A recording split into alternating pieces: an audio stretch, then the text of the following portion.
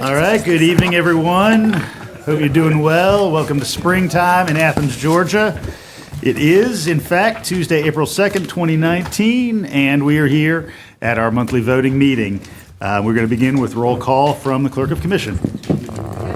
Here. Parker. Here. Lane. Here. Wright. Present. Denson. Here. Naismith. Present. Edwards. Here. Harrod. Present. Thornton. Here. Ham. He's All here. right. Hammy's here in spirit. Oh, there he is.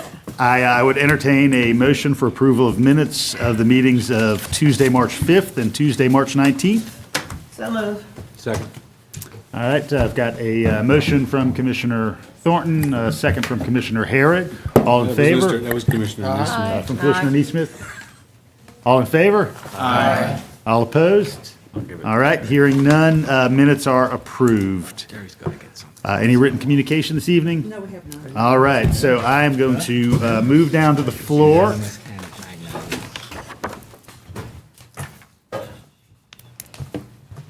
And I would like to invite up some of our staff who are here from Animal Control, if they would come join me behind the rail. That's quite the switch.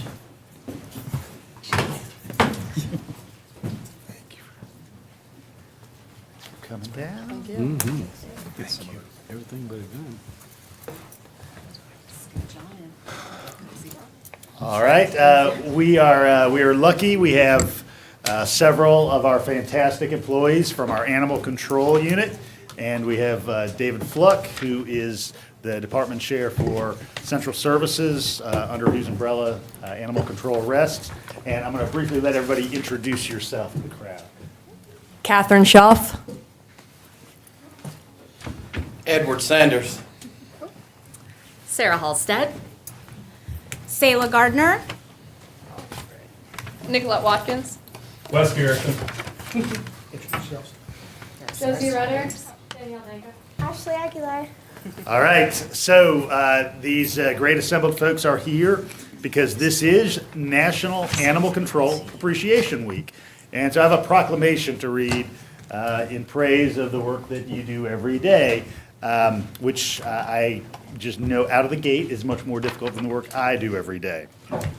So, whereas in 2018, Athens-Clarke County Animal Control responded to over 2,000 service calls for various animal-related issues, including animals running at large, sick and injured animals, and investigations of animal neglect and cruelty. Over 2,100 dogs and cats were impounded at the animal control facility. In addition to road service, ACC Animal Control offers pet adoptions to the public, works with rescue groups to place homeless pets, hosts community outreach events, and offers a vibrant volunteer program at the shelter. The entire staff is dedicated to animal welfare and serving the residents of Athens-Clarke County.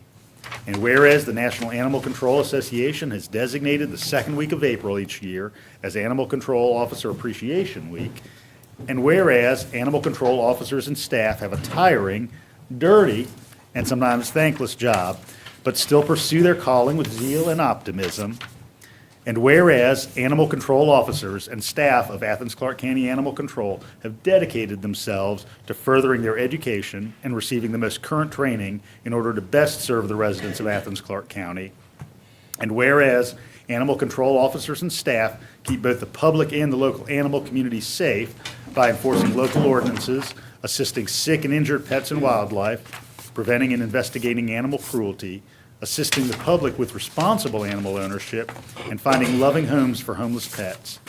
And whereas the various federal, state, and local government officials throughout the country take this time to recognize, thank, and commend all animal control officers, caretakers, administrative staff, and volunteers for the dedicated service they provide to the citizens, various public safety, public service agencies, and departments across the country. And whereas Athens-Clarke County would like to express its sincere thanks and appreciation for the exemplary service animal control provides on a daily basis to the residents of Athens-Clarke County. Therefore, I, Kelly Gertz, Mayor of the Unified Government of Athens-Clarke County, do hereby proclaim next week, April 8th through 12th, 2019, as National Animal Control Officer Appreciation Week in Athens-Clarke County, and encourage all residents to join in expressing their sincere appreciation for the service and dedication of our animal control officers and services staff. So would y'all please give these fine folks.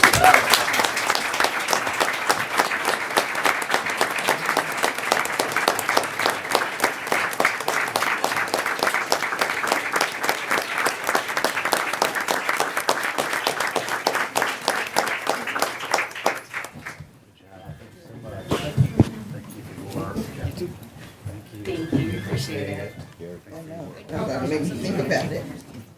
Thank you for your work. Thank you. Thanks for your work. Thank you. Thanks, David. I appreciate it. I'll send you.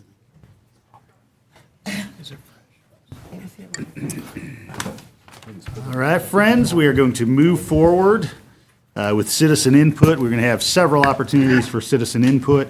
We'll have an opportunity for citizen input on the consent agenda, an opportunity for citizen input on old and new business, and separate opportunities for each of our zoning items, which I'll discuss when we get to those items.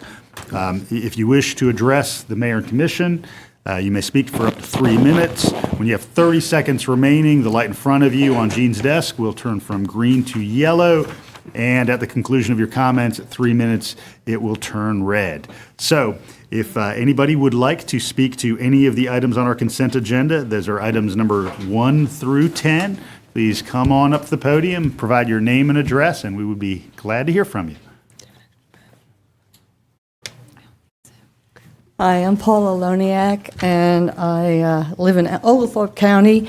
Although I'm not happy living in Oglethorpe County, I'd rather live in Athens-Clarke County, but because I live in a tiny house, I'm not allowed to live in Athens-Clarke County. But I was reading through the Georgia Initiative for Community Housing, which you're voting on tonight, and it seems like I could have written the whole thing. Everything in it I agree with. I think if everything in it gets done in a timely fashion, I will be back living in Athens-Clarke County, I hope. The only thing I was curious about was that it says that developmental land is scarce, and in my experience driving around Athens-Clarke County, it seems like there's for sale signs on property and land all over the place. So that's the only thing that I was curious about. But, you know, the Athens Housing Authority stages strategies for communities, Athens Land Trust, they have create healthy neighborhoods, Habitat for Humanity, all the things that were mentioned, affordable housing special revenue fund, that's a great one, funding for buying land and developing tiny house villages, site development, project infrastructure investments, I think it's all good. So thank you, and I'm glad you're voting on that tonight. Thanks, Ms. Loniak. Anyone else like to speak to items number 1 through 10, what's listed as our consent agenda?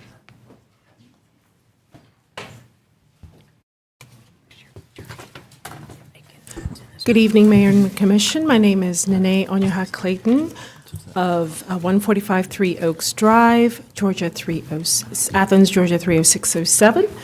I tonight am representing 100% Athens, and I would like to read to you a letter of support for the resolution to transition Athens to 100% clean, renewable energy. We, 100% Athens, support and advocate for 100% clean and renewable energy by 2035 for Athens-Clarke County as an equitable and economically beneficial response to the challenges of the coming decades. We believe that the benefits of acting on this goal will include a more resilient community capable of responding to severe weather events and other grid disruptions by distributing localized energy production across our community.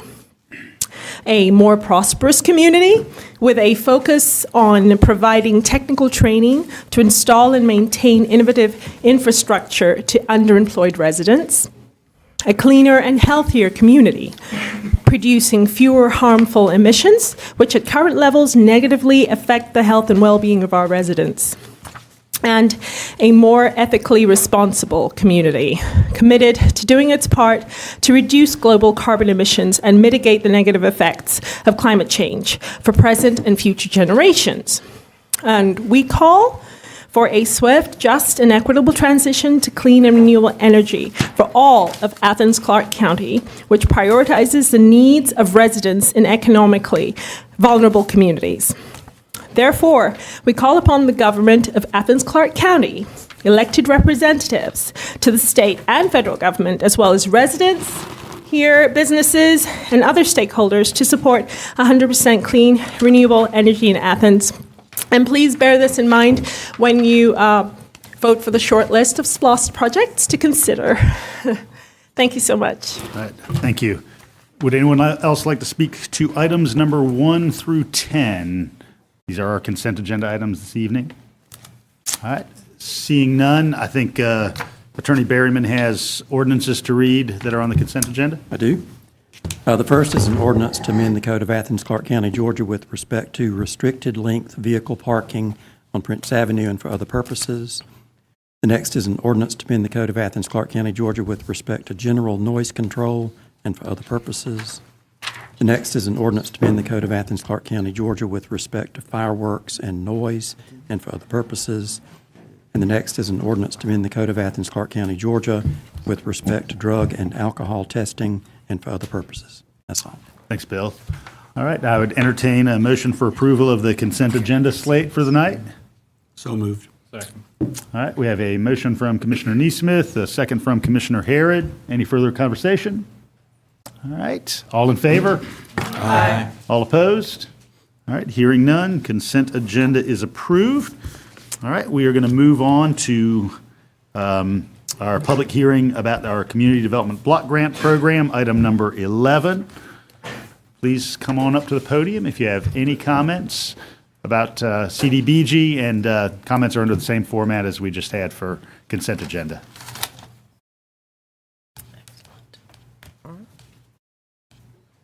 I knew you wouldn't leave us hanging. Good evening. I am Diane Dunstan. They call me Dr. D. I am here representing my family and community in East Athens. We want to thank you for your time and consideration as you consider the very restricted and meager funds from the federal government. We do appreciate that.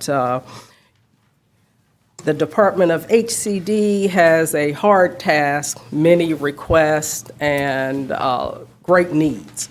So we are very excited that a plan has come into being that last year I came to you and I said, what we needed, and then I wrote you a letter to say, thank you, but you give us just enough to fail, and this time you have been a little more considerate, and we thank you for that. I just ask, and you know I am not here for me. Take me out of it, and consider what you say you want to do for those who are disenfranchised, as you consider the hard facts as to why we have such a hard time dealing with the poverty levels, why we continue to bury my 19-year-old children who I saw grow up, so much potential, but too many obstacles, too many opportunities to do wrong. They are leaving us, and I can't leave those who are left. I still have to speak and do what I can. Despite what you hear, we do care, we're working hard, and we will continue with whatever we have to make the best of it. Thank you. Thank you, Dr. Dunstan. Any other members with us tonight who'd like to speak about item number 11, our Community Development Block Grant Funds? Good evening. My name is Tommy Valentine, 395 Cleveland Avenue. I'm here speaking on behalf of Athens-Clarke Heritage Foundation, specifically our initiative called Hands on Athens and the funding we received from HCD. We just want to thank the HCD group as well as you as a group of commissioners. I know so many of you ran on addressing issues of poverty, and the other side of the coin of historic preservation is often gentrification and displacement. Hands on Athens for a long time has been a force to address that issue, but thanks to this level of funding, for the first time we're forecasted to be able to dedicate a full-time position to addressing displacement in historic neighborhoods by providing home repairs to individuals living in historic houses and neighborhoods that are low to moderate income homeowners. This will allow us to go farther than we've ever gone before, and while we still have dreams for where we want to go next year, we're already averaging more projects per month than we had been forecasted to accomplish per year. Thank you for this trust. Thank you to HCD for this trust, and we look forward to vindicating that trust over the next year. Thank you. Thank you, Mr. Valentine. Anyone else like to speak to item number 11, our CDBG funds? All right, seeing none, we'll come behind the rail for some. Oh, come on down. Good evening. I'm Dr. Allen, representing Innovative Healthcare Institute. We were recipients of CDBG funds through East Athens Development Corporation this past year, and we have a task to do it again this year. Just want to say thank you so much for your support. And we were able to graduate this past quarter 50 students through the CNA program and patient care tech, EKG, and phlebotomy. And we were able to give actually 65 certificates because some of those students went ahead and got more education. But thank you for allowing us to be the vehicle to help with the issue of poverty in our community. We look forward to continuing as we are asking for CNA and phlebotomy funds this particular go round. But thank you so much for entrusting us the opportunity to take care of our community. Thank you. Thank you, Dr. Allen. Thanks for your work on this. Anyone else interested in speaking to item number 11, our CDBG funds? All right. See Commissioner Link with the pen held high. I just want to, first of all, say thank you to our Vision Committee for the process in selecting these projects. There are so many needs in our community, and there's some great, really great programs that are getting this funding. And I want to remind folks that these are federal funds, so they're very encumbered. There's a very rigorous review process for them. You know, we are somewhat limited in where these funds can go. So I just want to say out loud that I hope that we can identify some local funds that are not as encumbered that we can offer up to some upstart organizations or organizations that can't maybe make it through that rigorous review process. So we can kind of reach deeper into the community, especially in East Athens. There are several programs on here that are serving that community. I feel like that community needs a lot more service. And I also want to point out that Chesson Community is one of the awardees, an extremely worthy program, and that is a program that started out under the umbrella of East Athens Development Corporation. I noticed that they're getting $20,000 to help cover their annual conference, which is a great program. Several of us were there just a couple weeks ago. I'm just curious, maybe the manager or somebody could hunt this information down. Does the Classic Center charge for them to use these public facilities for that event? I'd have to look into that, Commissioner, but I will get back with you on I'm that. just curious, because if that's the case, I feel like we're just recirculating these funds within the government. I'd really like to take a look at the Classic Center's policy for nonprofits that use the facility, especially when they're nonprofits that are partially funded through this local government. And that's all I wanted to point out. If somebody could hunt that information down for me. But with that, I'd like to move that we accept this list of CBDG projects. Second. All right, I've got a motion from Commissioner Link, a second from Commissioner Harrod, and I know Commissioner Wright would like to speak. I think that when the Classic Center presented to us for the budgets, they had a list, so that it's in that work session packet where they listed the number of charitable events that they had. And so I don't know that it was itemized out which ones were, but they did list the abundance of community events that they don't charge for them to be there. I'm saying that because I don't know what's on the list, but I know that they have a great deal of them, and so maybe we can get the whole breakdown. Yeah, I'm curious to see that information. But I think that they have that, and they do a great deal of that, offering the space for the community type thing. So like you're saying, that money that's given at this point isn't going right back in for renting the facilities. But so that list should be lengthy when we get it. Any other commission comment on CDBG? All right, we have a motion and a second. All in favor? Aye. All opposed? All right, hearing none, CDBG funds are approved for the coming fiscal year. Congratulations, everyone who's affiliated with one of those organizations. We're going to move on to old and new business. The public comment is going to begin in a second. Just want to make a note that item number 13 we will discuss tonight, but given that we have a new commission-defined option for that vote, we'll move to either our next agenda setting or our next voting meeting. So members of the public, we are looking at items number 12 through 18. So anybody who would like to come and offer comment on any of those items, come on down. I didn't see it.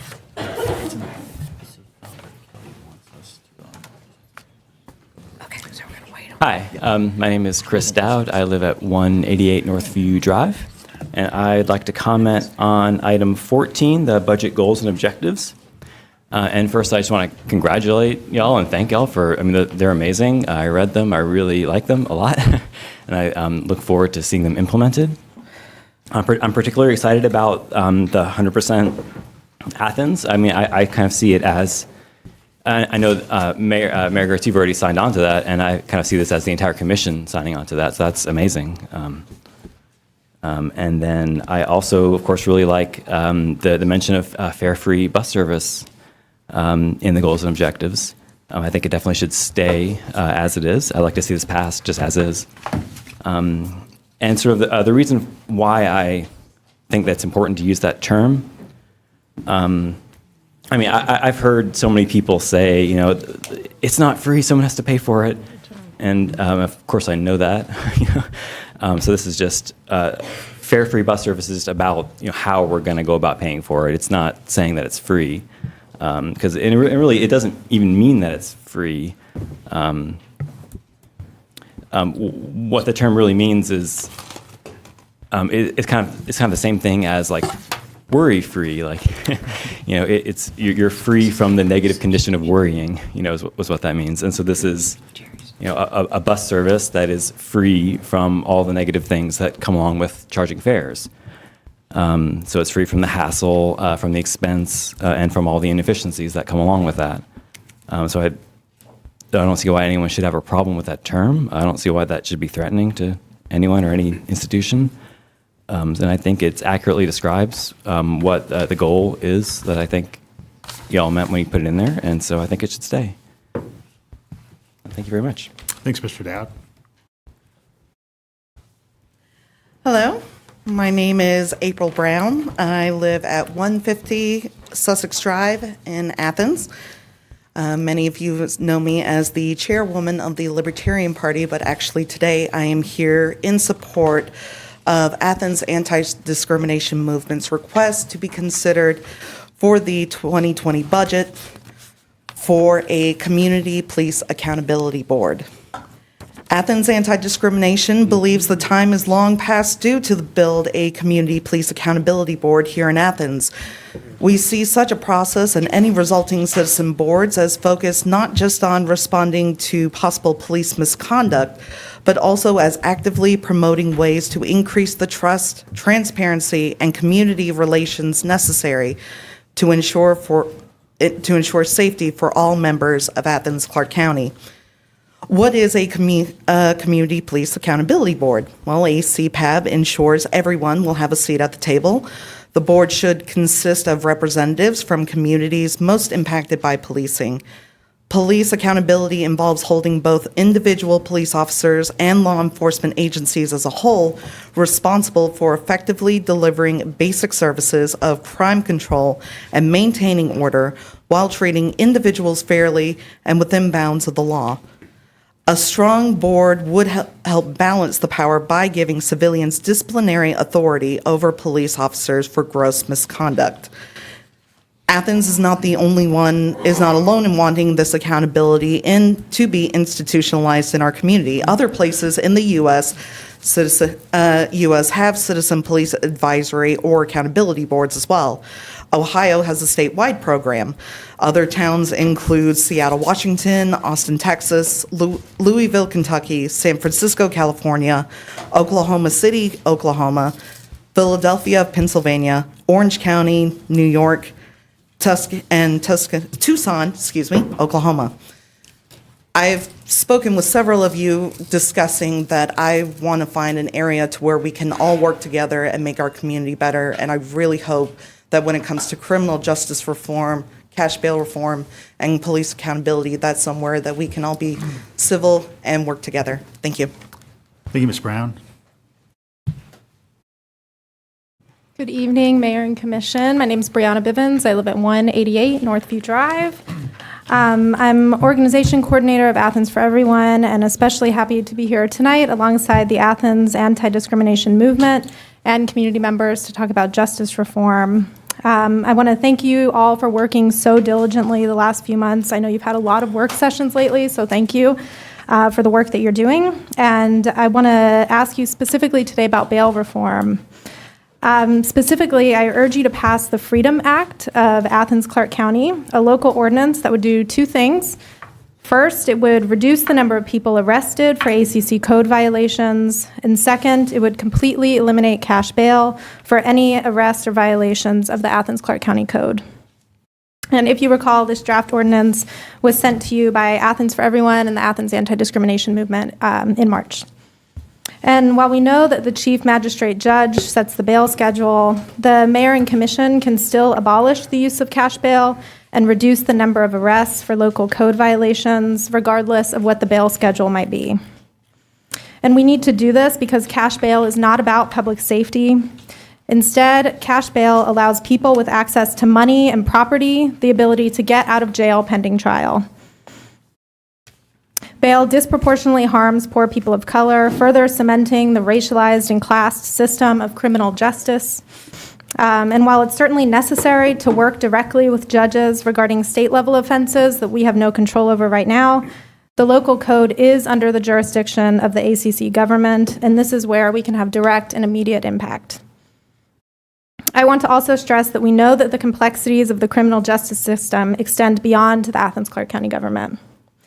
But this local ordinance would result in fewer people ending up in jail, and that is a good thing. It sends a signal to our community and to the rest of the state that we are committed to not just reforming the existing criminal justice system, but actually limiting the scope of its reach.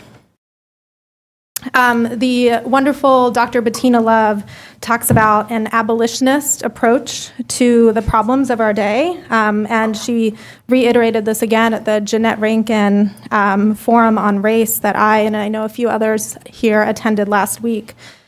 And so it's in this spirit that I urge you to discuss and pass the Freedom Act so that we can model in our local code the ethical commitment to adopt an abolitionist perspective and to end mass incarceration. Thank you.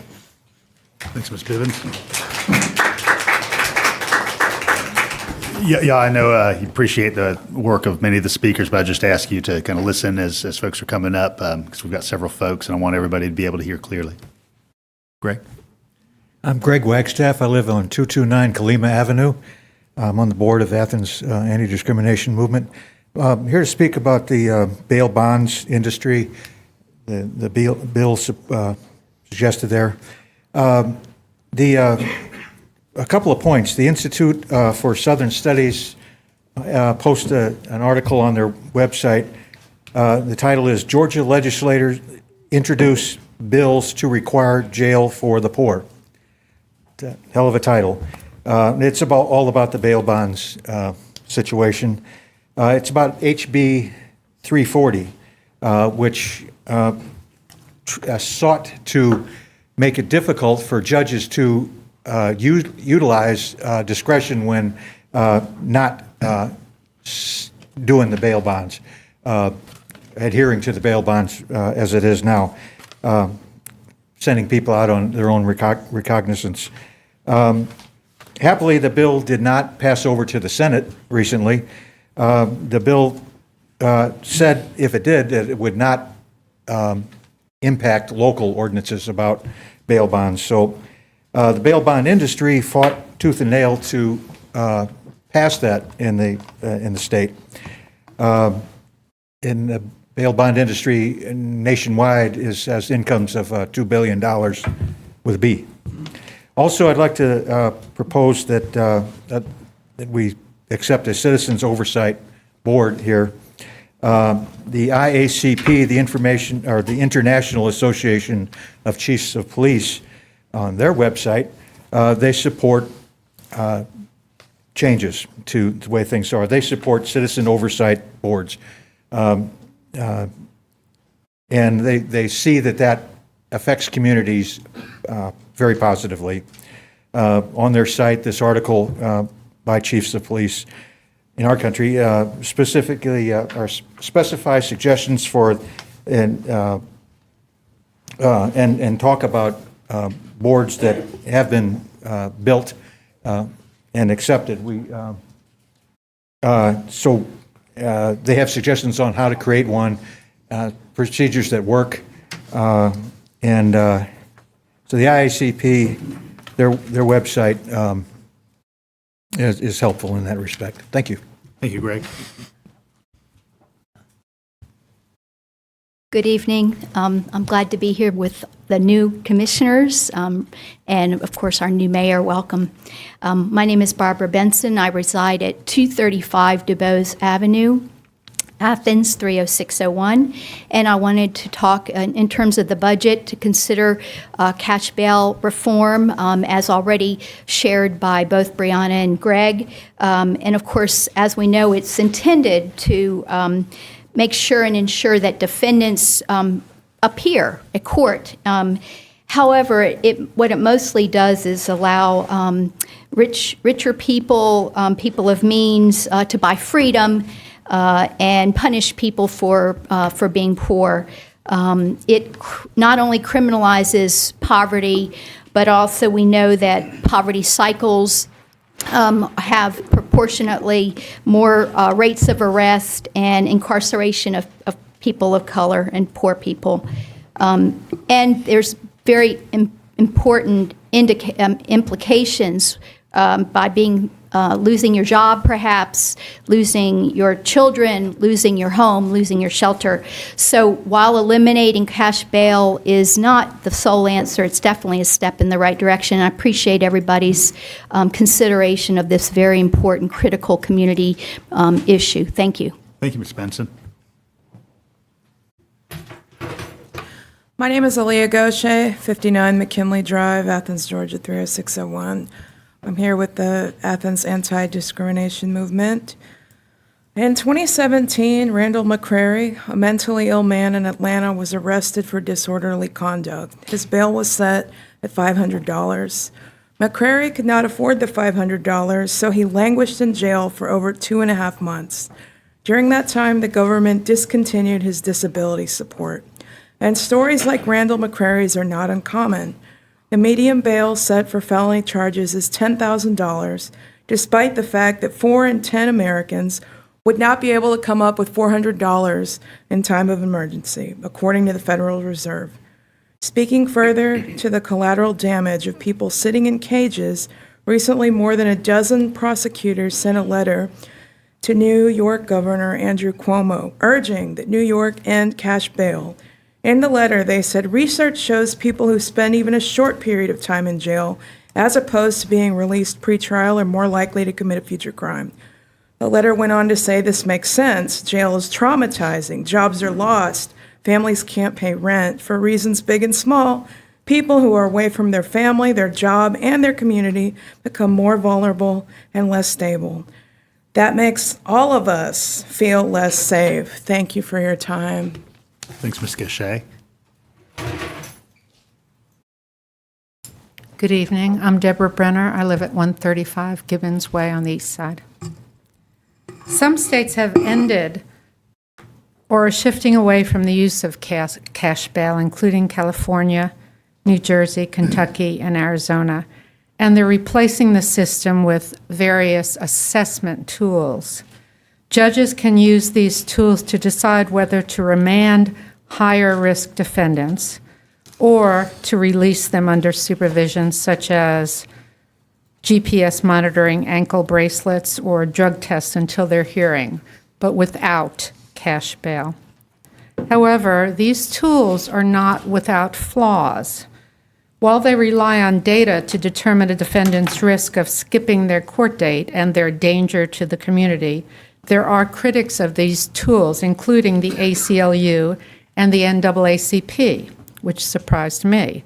They point out that these tools can produce racially discriminatory and gender-biased results because they might rely on flawed data. The New York Times reports that in Broward County, Florida, for example, their risk assessment algorithms were more likely to rank black defendants at a higher risk than white defendants. Not because the algorithm factors in race per se, but because of the deeply rooted bias and systemic inequality that leads people of color to be arrested at higher rates. And it's this history of arrest, whether ultimately found guilty or not, that the algorithm considers. Instead, cash bail reform emphasizes the need to hold individual hearings to determine whether to release or remand these accused of violent crimes and to incorporate input from communities, which is what the Athens anti-discrimination movement, of which I'm on the board, is requesting. In effect, cash bail reform would give communities the power to make decisions in finding solutions to actually heal and rehabilitate folks in a manner that does not inflict further violence on them. Governor Cuomo's current bail reform proposal moves away from the more controversial uses of risk assessment tools toward establishing a more equitable and effective pretrial system and has been praised by criminal justice advocacy groups such as the Vera Institute. Thank you very much. Thank you, Ms. Brenner. Good evening, Mayor Gertz and council members. I'm Robert Foster, 350 Pine Forest Drive, Athens, Georgia 30606. I am here as a part of the Racial Justice Task Force out of Coney Street United Methodist Church, partnering with the Athens Anti-Discrimination Movement, and also a member of the Court Watch group that watches court at the county jail. And though this is not my agenda item about the bail, it is, to go back to the references on statistics, 18 out of 23 people who were brought into jail this past Friday on bail request issues were African American. So our percentages are pretty well distorted in that particular area, as a piece of information that might be useful locally. Here I am, though, at the moment to be speaking again to item number 14, budget goals and objectives, and reinforcing our request that Community Police Accountability Board be introduced into the budget, into Athens. As we've seen with other budgets, for example, in Seattle, when the budget is created for a Community Accountability Board, it gives it its a sense of independence and an ability to work in partnership, but also appropriately independently from a police budget or agreements and contracts that are associated with that. And so we were looking for further discussion on the city's own review board for our city, and an independent budget line that will empower us to investigate and make recommendations on issues that the community finds to be of concern with the police department. Rochester, for example, right now is investigating its own possibility here, and we appreciate their model, which says that Community Police Accountability Board must have independent agency of the city government, a separate sort of budget line, and an independent to work toward its goals.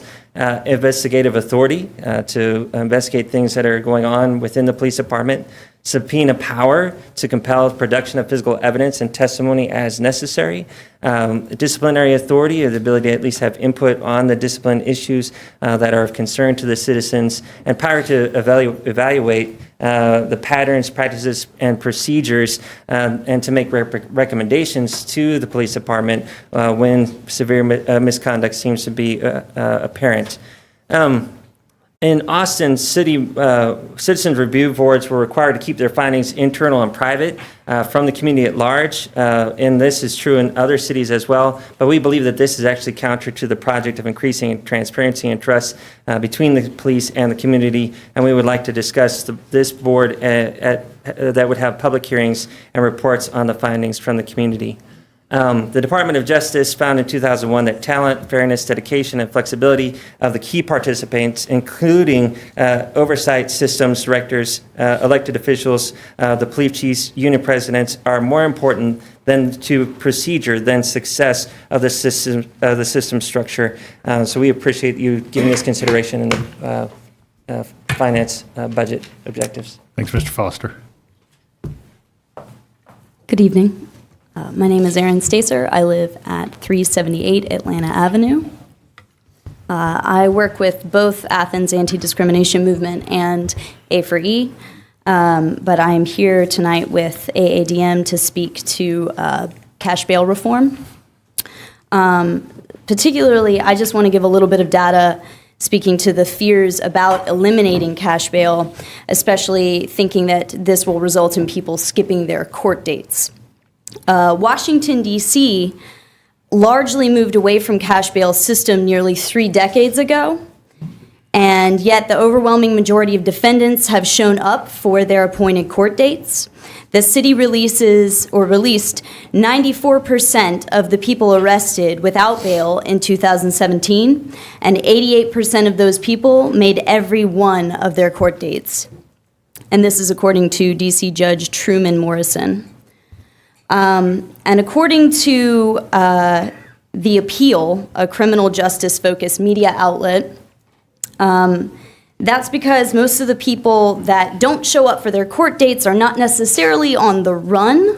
The reason that they fail to appear is usually because they were unable to afford transportation, or they were unable to afford childcare, or they simply forgot, which I think speaks more to certain aspects of outdated communication systems within our court system. So, thank you very much. Thanks, Ms. Stacer.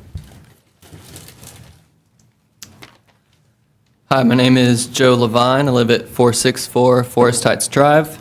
Hope y'all are having a nice Tuesday. Today I'm here alongside Athens Anti-Discrimination Movement and other orgs to urge that we efficiently and effectively create a Citizens Police Accountability Board and eliminate cash bail.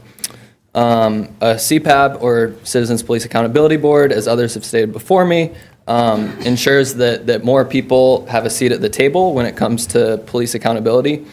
Obviously, people from communities who are most impacted by policing and incarceration should have more of a say about what policing and incarceration looks like.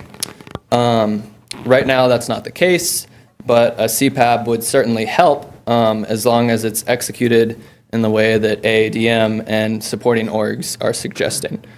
I also want to echo the request that we eliminate cash bail. Cash bail reform would give communities the power to make decisions in finding solutions to actively heal and rehabilitate folks in a manner that does not inflict further violence on them. Also, something that the organizations have highlighted that I think is really important is the thing about the risk assessment tools and how those can be discriminatory. And so I think it's important to not use those tools and instead do something like the orgs have suggested, have individual hearings with input from community members. I don't have too much else to say because I think this is a pretty easy decision. The Salters settlement was obviously very upsetting to a lot of people, and fairly so. especially when you consider that the guy who got hit by the car ended up getting a fraction of the money that the reckless driver got. I understand that many of y'all said that challenging the case would have brought a lot of pain to the community, and that instead we should focus on how to move forward and make our community safer and more equitable. So if that's a serious intention, then following through on these community requests is a great opportunity to take a first step to make our criminal justice system one that has some semblance of justice. Thanks. Thanks, Mr. Levine. Hello, my name is Imani Scott Blackwell. I live at 870 North Chase Street. I'm also here with Athens Anti-Discrimination Movement and with Athens for Everyone to speak in favor of ending cash bail and also for getting a civilian police accountability board, community policing accountability board. It seems like we're still a little unclear on the acronym, but we've got time to work that part out. So personally, I've worked with some other organizers that have been a part of starting these in other areas, specifically in Connecticut, and Hartford, Connecticut, I believe. They just got one after a 15-year battle. I don't want to keep coming here for 15 years. So I would like to offer that, first I'd like to request that Melissa, as my commissioner, if we could get this on an agenda for a work session or for next month's meeting to actually begin this discussion.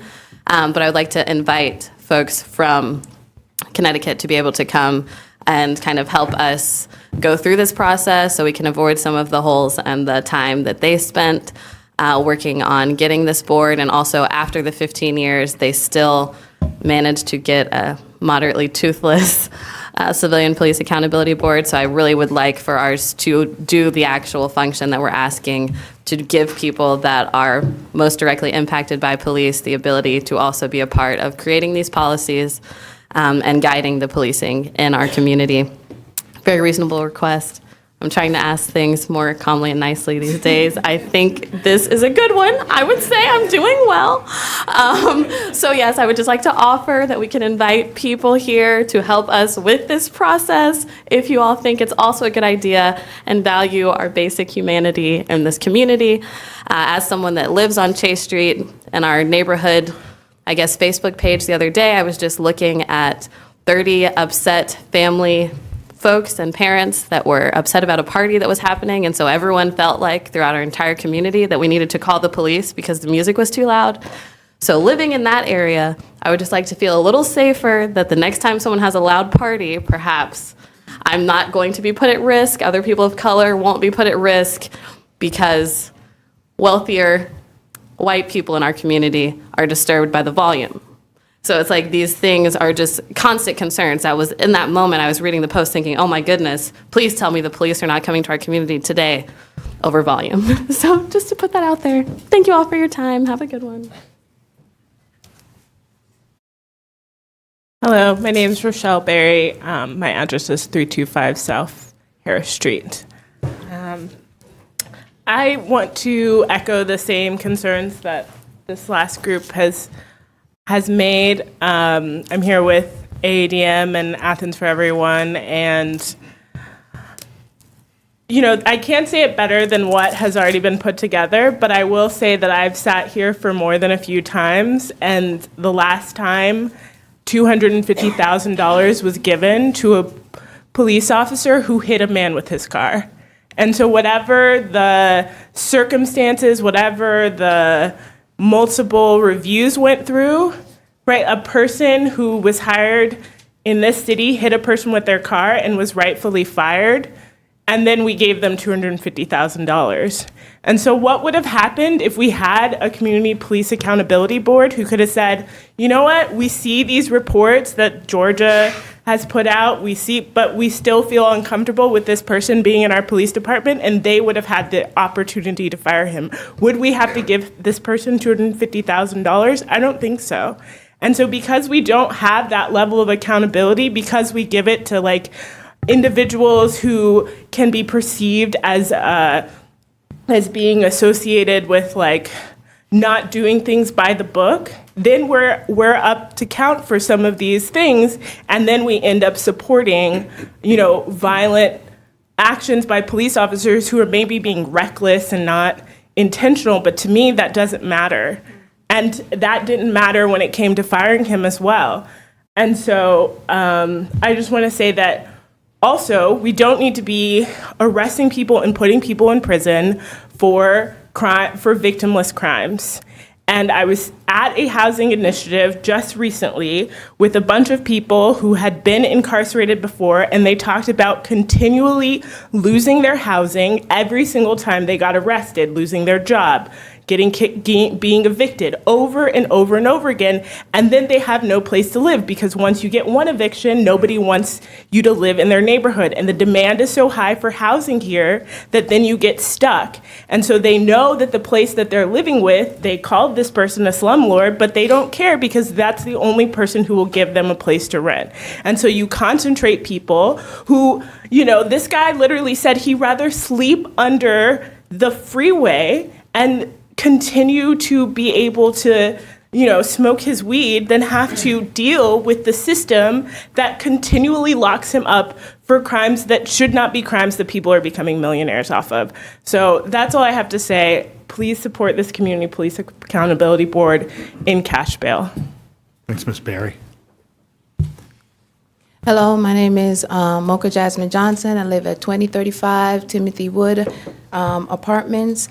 The reason why we're here today is because before the budget is passed and all the objectives are created, we wanted to make sure that our ask for the mayor and commission to also make no cash bail a priority, an objective, and hopefully it will be on agenda sometime in the near future. But also, I know that you guys are working on a criminal coordinating committee of some sort, and we want to make sure that we understand that that piece is very important, and we're grateful for that. But the Citizen Policing Advisory or Accountability Board would also be meaningful, and we want to make sure a budget is in place for that. Within less than 1 year, our police department has been in the national news for a variety of events, including the Salters case, which left many members of Athens community disappointed to learn about the $250,000 settlement. Not to mention the division within the community surrounding Mr. Collins' 10-year-old son when he was aggressively restrained. Then there was another incident recently where I see the community was divided, where a man was shot after the confrontation with the police officer, shot by several police officers. Now, if a Citizen Policing Advisory or Accountability Board was in place, it would give the community an opportunity to gain a better understanding of what is going on. It would help to balance the power to ensure fair policing because the voices of these victims and their families are not being heard. The police and the government cannot solve problems they do not know exist. This is a chance for us to work together to correct errors that may continue if not helpfully communicated to our police department through this group. A Citizen Policing Advisory Board would be a way to address situations without vulnerable individuals having to speak directly to the people in power. This is a chance for us to understand what the police are doing and for the people to understand what we need. I even sat down, I've met with, out of the commissioners, I sent out an email probably a month ago. The commissioners, thank you, Tim Denson, thank you, Mariah Parker, Melissa, thank you guys for sitting down with me. I also sat down with Chief Spruill. They already had a Citizen Policing Advisory Board where he came from. They even had a Human Rights Commission from where he came from. So he's very familiar with it as well. Our current systems keep people who need the most economic investment socially disadvantaged. If crime reduction is a primary goal for this government, then we also believe that a Citizen Policing Advisory or Accountability Board is necessary and for no cash bail to also be a priority. Thank you, Ms. Johnson. Hello, I'm Avery Murdy at 136 Towns Walk Drive. I wish to speak to number 15 under old business on the agenda regarding the review of potential SPLOST 2020 projects. Many of you already know me or know of me. For those who don't, I believe in using data and evidence in order to make informed decisions. As such, it is my understanding that a few of the SPLOST 2020 projects under consideration are items 5 through 10 and number 12, which are renovations to the courthouse and a new corrections facility, and I'd like to address this. First, I fully support improving building safety, improving work conditions for those in the courthouse, and ensuring that we provide dignity and respect to those working their way through the legal system. However, I don't seem to be able to find much that appears to tackle the root cause for what is arguably going to be an expansion of facilities and positions that deal with criminal justice after the fact, not before. In my mind, this is similar to remodeling your house while ignoring the cracked and broken foundation. Before I can fully support such SPLOST 2020 projects, I'd like to see that my local government fully understands what its current criminal justice situation actually looks like for its citizens. And be honest with you, I'm not fully sure that it does currently. I've heard discussion among some members of the community that there is a racial disparity in both our jail and the courthouse. When I try to look into this, I can find downloadable data from the jail that does include race and gender. But when I try to get that information from the courthouse, it does not appear to exist, at least publicly. So I have called the clerk's office, I've reached out to the Superior Court, and I've visited the website. I am able to access individual court cases, one at a time though, but there is little to no data on race or gender, and it is not downloadable. The challenges and difficulties of obtaining this data make it almost impossible at the moment to analyze the data to determine what actions we actually need to take in order to really address our criminal justice needs, proactively rather than reactively, which I consider these SPLOST items to be for the courthouse. There were 6,319 cases in the Superior Court in Athens in 2018 alone, and I can only access them one at a time by clicking on them, dropping them down, viewing them, and then moving on to the next. I could be wrong about the data or about its accessibility, but I would like to see my local government provide this demographic information about our court cases, and I'd like to see my SPLOST 2020 projects addressing needs in our town proactively rather than reactively. That is all I had to say on that matter. Thank you. Thank you, Mr. Murdy. Hi, I'm Richard Dean Winfield. I live at 160 Hampton Court. I'm a member of the United Campus Workers of Georgia, and I'm here representing the Alliance for a Social Bill of Rights. Like many people here, I have great expectations for what our new city government can do, especially now as the first 100 days comes to an end. And acting on the injustice of cash bail is a prime opportunity to make Athens more just and to have national impact. It's been pointed out by many of the speakers that cash bail is a form of pretrial punishment of the poor. It attacks their economic well-being by not only requiring them to pay for bail if they can, but also putting them in jeopardy of losing their jobs, being evicted, being foreclosed upon. It puts their family welfare in jeopardy. And another thing that needs to be noted, it puts their political participation in jeopardy. It is the form of political disempowerment, and also it is something that prevents them from exercising their right to vote. The 500,000 people who are in jail in America are part of the greatest voter suppression of all, which extends to the 2.5 people in prison, the 6.5 million people who haven't gotten their voting rights returned. So I think we have to recognize also that since the poor in Athens and everywhere else in America are disproportionately people of color, cash bail represents something that deepens racial disadvantage, not only economically, but also politically. So I have 2 questions to pose for you, which I would like to have answered today. First, to Mayor Gertz, will you pledge tonight to put on the agenda of the next City Council meeting an ordinance that will abolish cash bail as broadly as is possible? Secondly, I have a question to pose to each of the district councilors individually. Will you vote in favor of such an ordinance if and when Mayor Gertz puts it on the agenda? Thank you. Thanks, Dr. Winfield. Hi, Carol Myers, 260 Spalding Circle. I'm here to make comments concerning item 14 on goals and commitments and 15 about the pre-designated SPLOST projects and the commission-defined option that you'll be discussing tonight. First, as a member of the steering committee for 100% Athens and a resident of this planet Earth, I am thrilled to see the goal of 100% renewable and clean energy by 2035 on your list of commitments and goals. Thank you all for seeing the importance of this goal for both our community and the planet. Secondly, though, I am concerned about how this goal will fare amongst the many, many proposed projects for SPLOST 2020. I spent a lot of time this afternoon making an Excel spreadsheet, a lot more than I did making this comment, to figure out how much SPLOST money would be left if you pre-designate funds, as will be discussed tonight in item 15, for a new judicial center, affordable housing, and debt service. If the new commission-defined option is approved, the Citizen Committee would then have about $128 million left over to use for the remaining projects. The amount would cover all of their round 1 to 3 projects that they voted on and leave about $7.5 million left. The problem, of course, is that many remaining projects that were selected by the Citizens Committee, the many projects, in the 4 to 7 rounds cost almost $135 million. That would be leave only money to fund about 6% of that budget.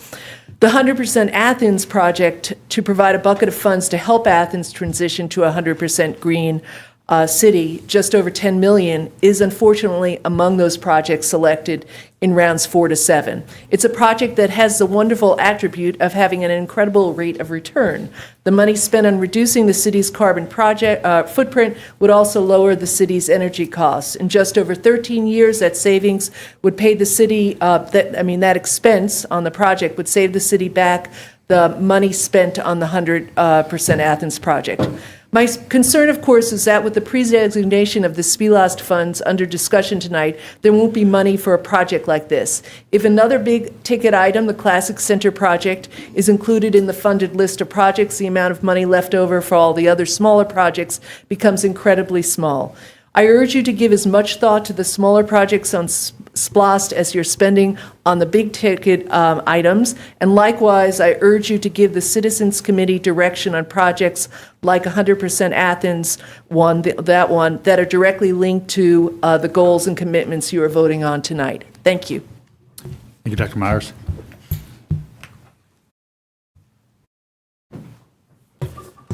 My name is David Dupree, and although I don't live in Athens now, I did grow up here, went through all the public school, high school, and just moved out to, because my wife likes horses, I had to follow her out to Baer County to house those animals. But anyway, I'm here for item 12, which is the road abandonment at the end of Overlook Drive. I've got a piece of property there that I've had for about 10 years. I don't want to get too deep in the weeds unless you want to. I've been working with the Barbara Scott over at Athens-Clarke County Public Works and trying to come to some sort of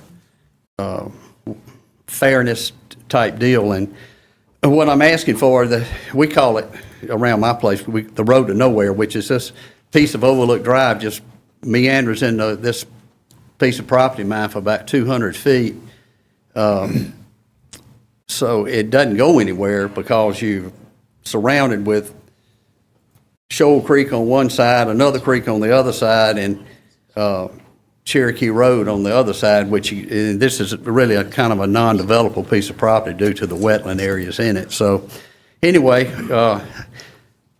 Ms. Scott said we work with you this way, but Public Works would like a turnaround for their, I guess, garbage vehicles and stuff like that, and said, would you be willing to furnish us that? And which means, would you swap a piece of property that you've got not in that road to nowhere, so the garbage trucks or whoever, the city vehicles or whatever, could have a turnaround?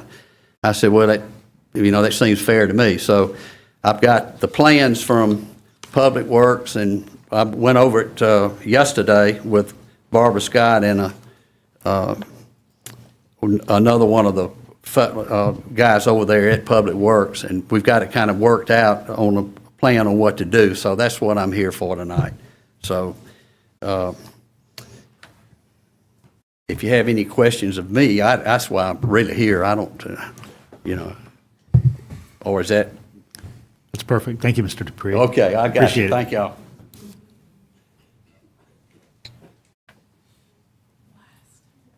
Hi, I'm Dr. Claire Bolton, 255 Oglethorpe Terrace, Athens, Georgia. And I'm pulling the doctor part because I'm talking about research a little bit right now. So I want to talk about items 14 and 15. So first of all, I'm with Athens for Everyone, and as I've talked about here before, and I sent y'all a memo, and thanks for everyone who gave me great feedback and interesting feedback. We're asking y'all to take a people-first approach to the SPLOST affordable housing project at $44.5 million.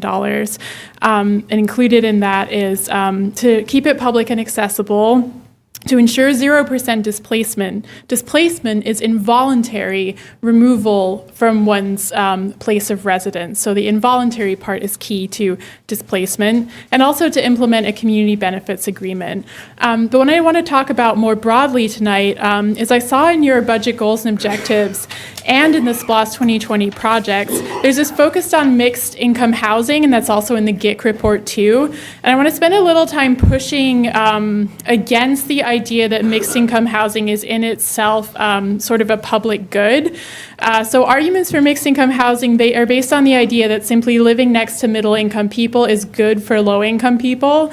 Redevelopment projects have always rested on this notion that somehow concentrating low income people in one place creates quote unquote slums, a very inappropriate word, that require some kind of redevelopment. But James Baldwin, the author, said it best, is that urban renewal, he's talking about the mid-20th century, often means black removal. And so low-income neighborhoods are created not by concentrating, what you call slums, I guess, are created not by concentrating low-income people together, but by repeated displacement of homeowners and businesses paired with the segregation of living wage jobs, quality education, wealth, capital, resources, and opportunity. So what he's really saying is that it's about segregation as opposed to happening to concentrate low-income people in one place.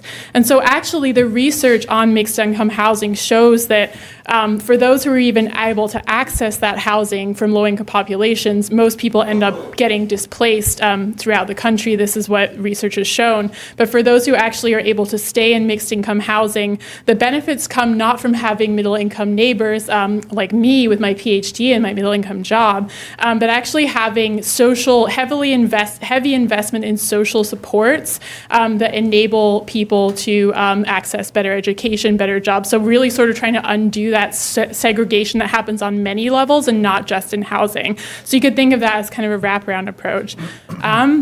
Another thing I wanted to talk about is that we always do mixed income housing in low income neighborhoods, which creates this racial inequity as well.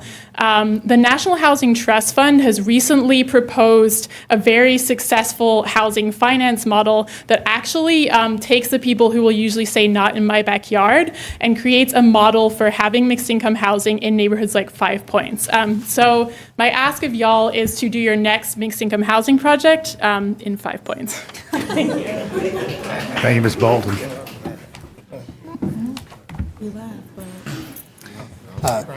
Good evening again. My name is Tommy Valentine, 395 Cleveland Avenue, Athens, Georgia, 30601. Again, speaking on the behalf of Athens-Clarke Heritage Foundation in regards to the 2020 SPLOST. I just want to speak tonight in support of the Beach Haven project. That's project number 61. In the wisdom of this mayor and commission, you decided that part of the criteria this year should be equity. And I just want to speak to the importance and equity of this project. I saw Fred Smith is here today, and one of the things that I've heard Fred say on a number of occasions, and I'm not, Fred, I know you're not endorsing this project, I'm just quoting you, but Fred talks about telling the whole story. And I think that Beach Haven, which represents less than 2% of the total SPLOST, gives you an opportunity to tell the whole story about Athens. It not only provides equity to over 400 to 500 families who would be within walking distance of this park, it not only ensures access to the at-risk youth at Sycamore Drive It not only would provide youth development programs such as the Girl Scouts and Chesson Community, and I forwarded letters from both to you today, being able to serve those areas, but it also provides an equity of understanding. At Beach Haven Park, it will be our opportunity to celebrate the heritage of the African American master craftsmen that built Athens. Ike Osborne, the rock mason that did the work, and Jim Glenn, the master carpenter that did the house, would be celebrated on site and could be a source of local pride and understanding about World War I era Athens and what that history looked like and who were the artisans that designed and built this city. As a national point of pride for Athens, it was described by Paul DeShear, who's an expert in arts and crafts architecture, as one of the finest examples of its kind in the country. Not only would that be a point of pride in Athens, but it'd be a point of pride for the people that did that work and their descendants here in Athens. It would be within walking distance of Oglethorpe Elementary, an outdoor classroom site, and we have a number of youth development programs that specifically view this as a youth development project. It's a chance for equity of understanding.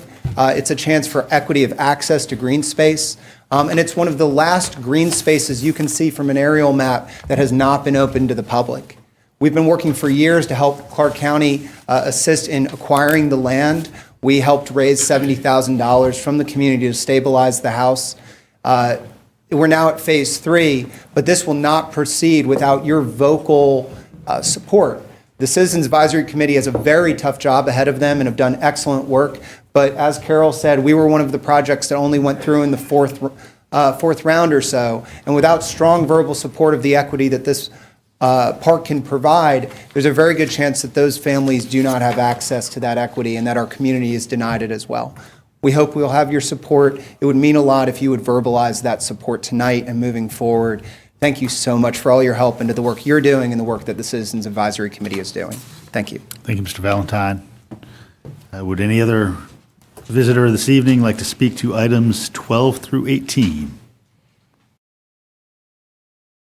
All right, hearing none, we're going to begin commission conversation on these items with item number 12, initiation of roadway abandonment for approximately 69 feet at the dead end on Overlook Drive. I think, Commissioner Davenport, this is in your district, so if you'd like to kick off conversation, that'd be great. This is one of these wonky roads that I simply put, it needs to be just approved. Yeah. As I think. Yeah, it just needs to be approved. Is that a motion? That's a motion to approve. I'll second it. Motion from Commissioner Davenport, second from Commissioner Link. Any other conversation? Hearing none, all in favor? Aye. All opposed? Motion carries. Right. As I mentioned earlier, we're going to hold a vote on item number 13 at a future meeting, either our agenda-setting meeting in 2 weeks or the next voting meeting, whatever your pleasure. But I did want to provide an opportunity for some input, given that we've got a commission-defined option that you all received today. So any conversation on this item? I would like to thank Berryman and Denson for helping me with the CDO. I think it will be a great for transparency for our community and for the people. I pray that, and I say I pray that we approve it. Mind talking a little bit about what it is? But that's in 2 weeks. Okay. Yeah. Any other input on item number 13? Commissioner Link? I support it. Basically, the language changes to allow the employees of Athens-Clarke County to select one of those pension board members and one of the other citizen pension board members to be selected by the mayor and commission, which, is that right? Pension board? Defined contribution program. Defined contribution. Okay. You're on. So, yeah, I feel like, that further transparency and that ability to give employees greater say is a good thing. Commissioner Nease Smith? I support it too. I did have a question that I'll share with you, which I think has been answered, because it said that the employees would elect a representative, and so my question was, it doesn't define the process for doing that. Mr. Behrman, would you make a remark about that? Yes, this is going to follow the same process that's used for the pension board, which has been in effect for probably 20 years or so. It's just an election. There'll be an email notice sent to all employees. employees can nominate themselves or others, and then there's just a drop-in vote to select that person. Thank you. One brief note before I move on to Commissioner Denson is that one suggestion may be that the employee is part of the pool of employees who are participating in the program. We've got some employees who don't participate in that program, either because they're on a different retirement track or part-time. So that may be something the commission wishes to consider. That's in there. It is in there. You have to be a participant. Thank you. I appreciate it. Commissioner Denson? That was, yeah. Commissioner Hamby? What's the reason we're not voting on this tonight? You've got some new language in front of you, and so I just want to make sure that everybody has some time since they just got that language today. I'm pretty comfortable with the language. I think it's pretty straightforward. It replicates our pension board.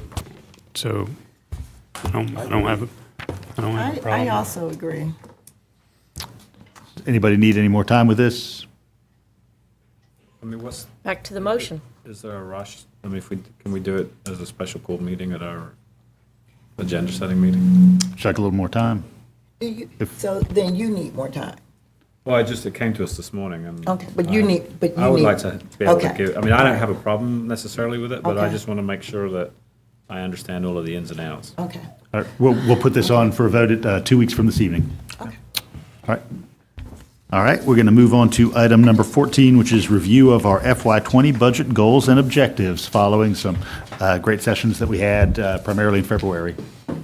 Any conversation about this, Commissioner Neesmith?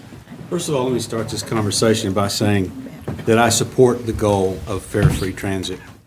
However, I can't support the goal of fare free transit in our this year's objectives because we don't know if it's even feasible or how we would do it.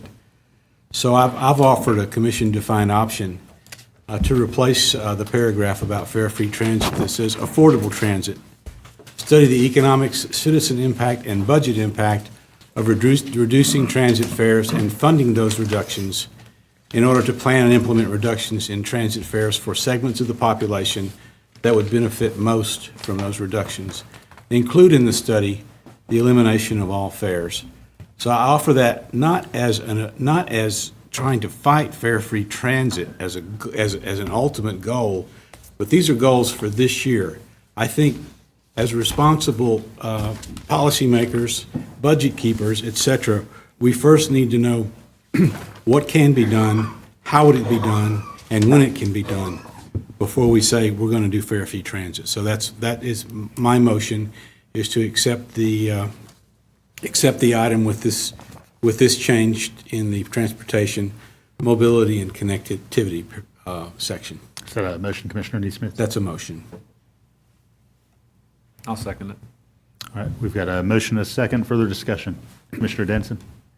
On that, I'll like to point out that, and I guess first I'm going to say, I think this commission tries to operate without surprises. It was the thing that was told to me many times during my orientations, and that a good way to keep trust and balance on the commission is to not do things with the surprises, and that this CDO was presented an hour and 12 minutes before the commission meeting started. So, and with myself being the person who has been not only advocating for this since I've been on the commission, but for a long time and presented these things during our sessions, I would have liked to have been spoken to by Commissioner Neesmith so we could actually discuss some of these things before CDO was created. I think that would just be a good way for us to operate. Now, speaking to the motion specifically, it does say moving in a tiered fashion. That is what is on our goals and objectives right now. I have been advocating for, and I'm hoping that we will have in the budget this year, one of those tiers tackled, which would be moving towards fare-free for seniors and disabled residents of Athens-Clarke County. So that is a step, that is one of the tiers getting to this. So I believe we actually do have a process, and we do have steps in place, and we're actually planning on taking one of the steps. And if we're going to use the barometer of if we have things, if we have a way figured out to do this yet, I would challenge in the same category, transportation, mobility, and connectivity, the air service incentive plan to bring in nonstop air service here and give temporary assistance from the county. I don't see how we have funding in place or a way to do that at this time. Not to speak of whenever we lost that service, we lost it because we couldn't average 10 riders per day, while at this time we're critiquing a transit system that has over 250,000 riders per year. I think this is a great way for us to move forward. I think it's also good for us to have ambitious goals in front of us and find practical ways to tackle those, which I think we are doing with this, and I'm very proud of this. I'm very proud of what staff has done here. So I would strongly advocate, strongly argue that we do not adopt the CDO and that we go ahead and adopt, I will put a motion that we go ahead and adopt the F-20 strategic goal, commitments and goals. Second. Substitute motion. Substitute motion from Commissioner Denson, second from Commissioner Parker, and Commissioner Parker, you had some input as well. Yes, thank you, Mayor Gertz. I commend Mayor Neesmith, Commissioner Neesmith, for the CDO, because I do think it's important for us to look at the numbers if we can, but we don't do studies for the sake of doing studies. We do studies with an intentional goal in mind, and I think the goal is very well articulated by the language that currently exists within Agenda Item 14. And that's why I'd like to see us move ahead with that, while perhaps indeed studying the economic incidence and impact as we move forward and what this tiered fashion of transitioning ourselves to fare-free transit looks like. While I have the floor, so first of all, in support of Commissioner Denson's substitute motion, I second. While I have the floor, I wanted to talk about two other really quick things. Firstly, underneath safe and prepared community, we have some objectives, some of which I myself wrote, that I think are good ways of us moving forward as a community with like evolving our criminal justice system. Absent here are a lot of what the people brought forward to us this evening, partially because some of them aren't budget impacting items, things like the Citizens Police Accountability Board, which, if I'm not mistaken, Mayor Gertz, you're in the process of working on a version of. That doesn't have a budget impact, but conceivably, eliminating cash bail is something that will have an impact on our budget, as reduced jail nights might free up some of the budget for use in other areas of the criminal justice system. So to point 1B, which I believe I wrote myself, I would like to add, in the second sentence particularly, this could involve changing policy around a less for low-level crime, eliminating cash bail, phasing out inmate for labor for free program, et cetera. I would like to just, in short, include that particular community concern brought to the podium tonight in the language of Part 1B under safe and prepared community. Commissioner As an Denson. amendment to Commissioner Denson's motion. Fine with that amendment? Yes, I'm fine with that. Okay. Oh, I forgot to. Oh, sorry. There's one other thing I wanted to maybe tweak very slightly. I also wanted to, underneath healthy, livable, and sustainable Athens-Clarke County community, particularly number 1, invest in human infrastructure by collaborating with stakeholders in education, health, and economic development to increase upward economic mobility for all. Because as we've seen, particularly on the heels of the 2008 recession, Not downward. yeah. So sometimes wealth creation just goes to certain people and not to everyone. And in fact, the upward mobility for some means the downward economic mobility of others. And so I just wanted to also address that in some amended language for the finalized proposal. But otherwise, super stoked. So I know there's some other input. Commissioner Hamby, I had you next. Sure, thank you. And before Commissioner Parker spoke, Commissioner Denson had me with the argument that we just turned back a CDO that came to us because no one had seen the language today. So that, when you mentioned this Commissioner Neesmith's CDO coming to us an hour and a half before the meeting, I was like, well, yeah, if we're gonna do that, then that's the way it needs to be. So I don't know whether to vote yes or no on both of these, because then Commissioner Parker has added some stuff that I don't necessarily disagree with to the goals and objectives that are there. So if the motion is to stick with the original thing that the public has seen, that's in a transparent way, it doesn't mean we can't address these things. It all ends up, these are goals. All this other the stuff you brought up, Commissioner Parker, stuff Commissioner Nease has brought up, when it comes time to talk about the dollars behind these goals is another opportunity to do that. But, for right now, let's stick with what we spent over 4 days talking about and move on to talking about SPLOST 2020. So Point I of don't know order. what, I don't know what motion's on the floor. Yeah, yet, point of order, so. Mr. Mayor. The motion on the floor is from Ms. Parker to amend Commissioner Denson's substitute motion, which includes changes to 1B under safe and prepared community. He amended it. Yes, and a section 1 under safe and livable, healthy, livable, and sustainable Athens. We have a couple of what I would frame as minor language amendments. I'd also make the note that, as I think probably somebody said in the last few minutes, we're not spending money tonight, but we're kind of setting Right. aspirations. And of course, the money spending will come very soon, which I know we're going to be getting to. So we've got a variety of options. I know we've got some other folks interested in speaking. I think Commissioner Wright I had next. Did Commissioner Hamby finish his 3 minutes? I guess the question is, What's the motion on the floor? yeah, if both motions include changes to the motion, or to the agenda item that's seen out there, I think we're not being consistent with what we just did with the previous item. So there is some amended language on the floor. I'll also note that this is something that could easily move if there's a desire for need more time. A couple of weeks for just some language modification. It seems like the bulk of the language is in concert, and sometimes it's helpful to give a little time to those commas and additional phrases. But Commissioner Wright was next. But no, I like the direction you're going with that in making sure that we do have time to digest.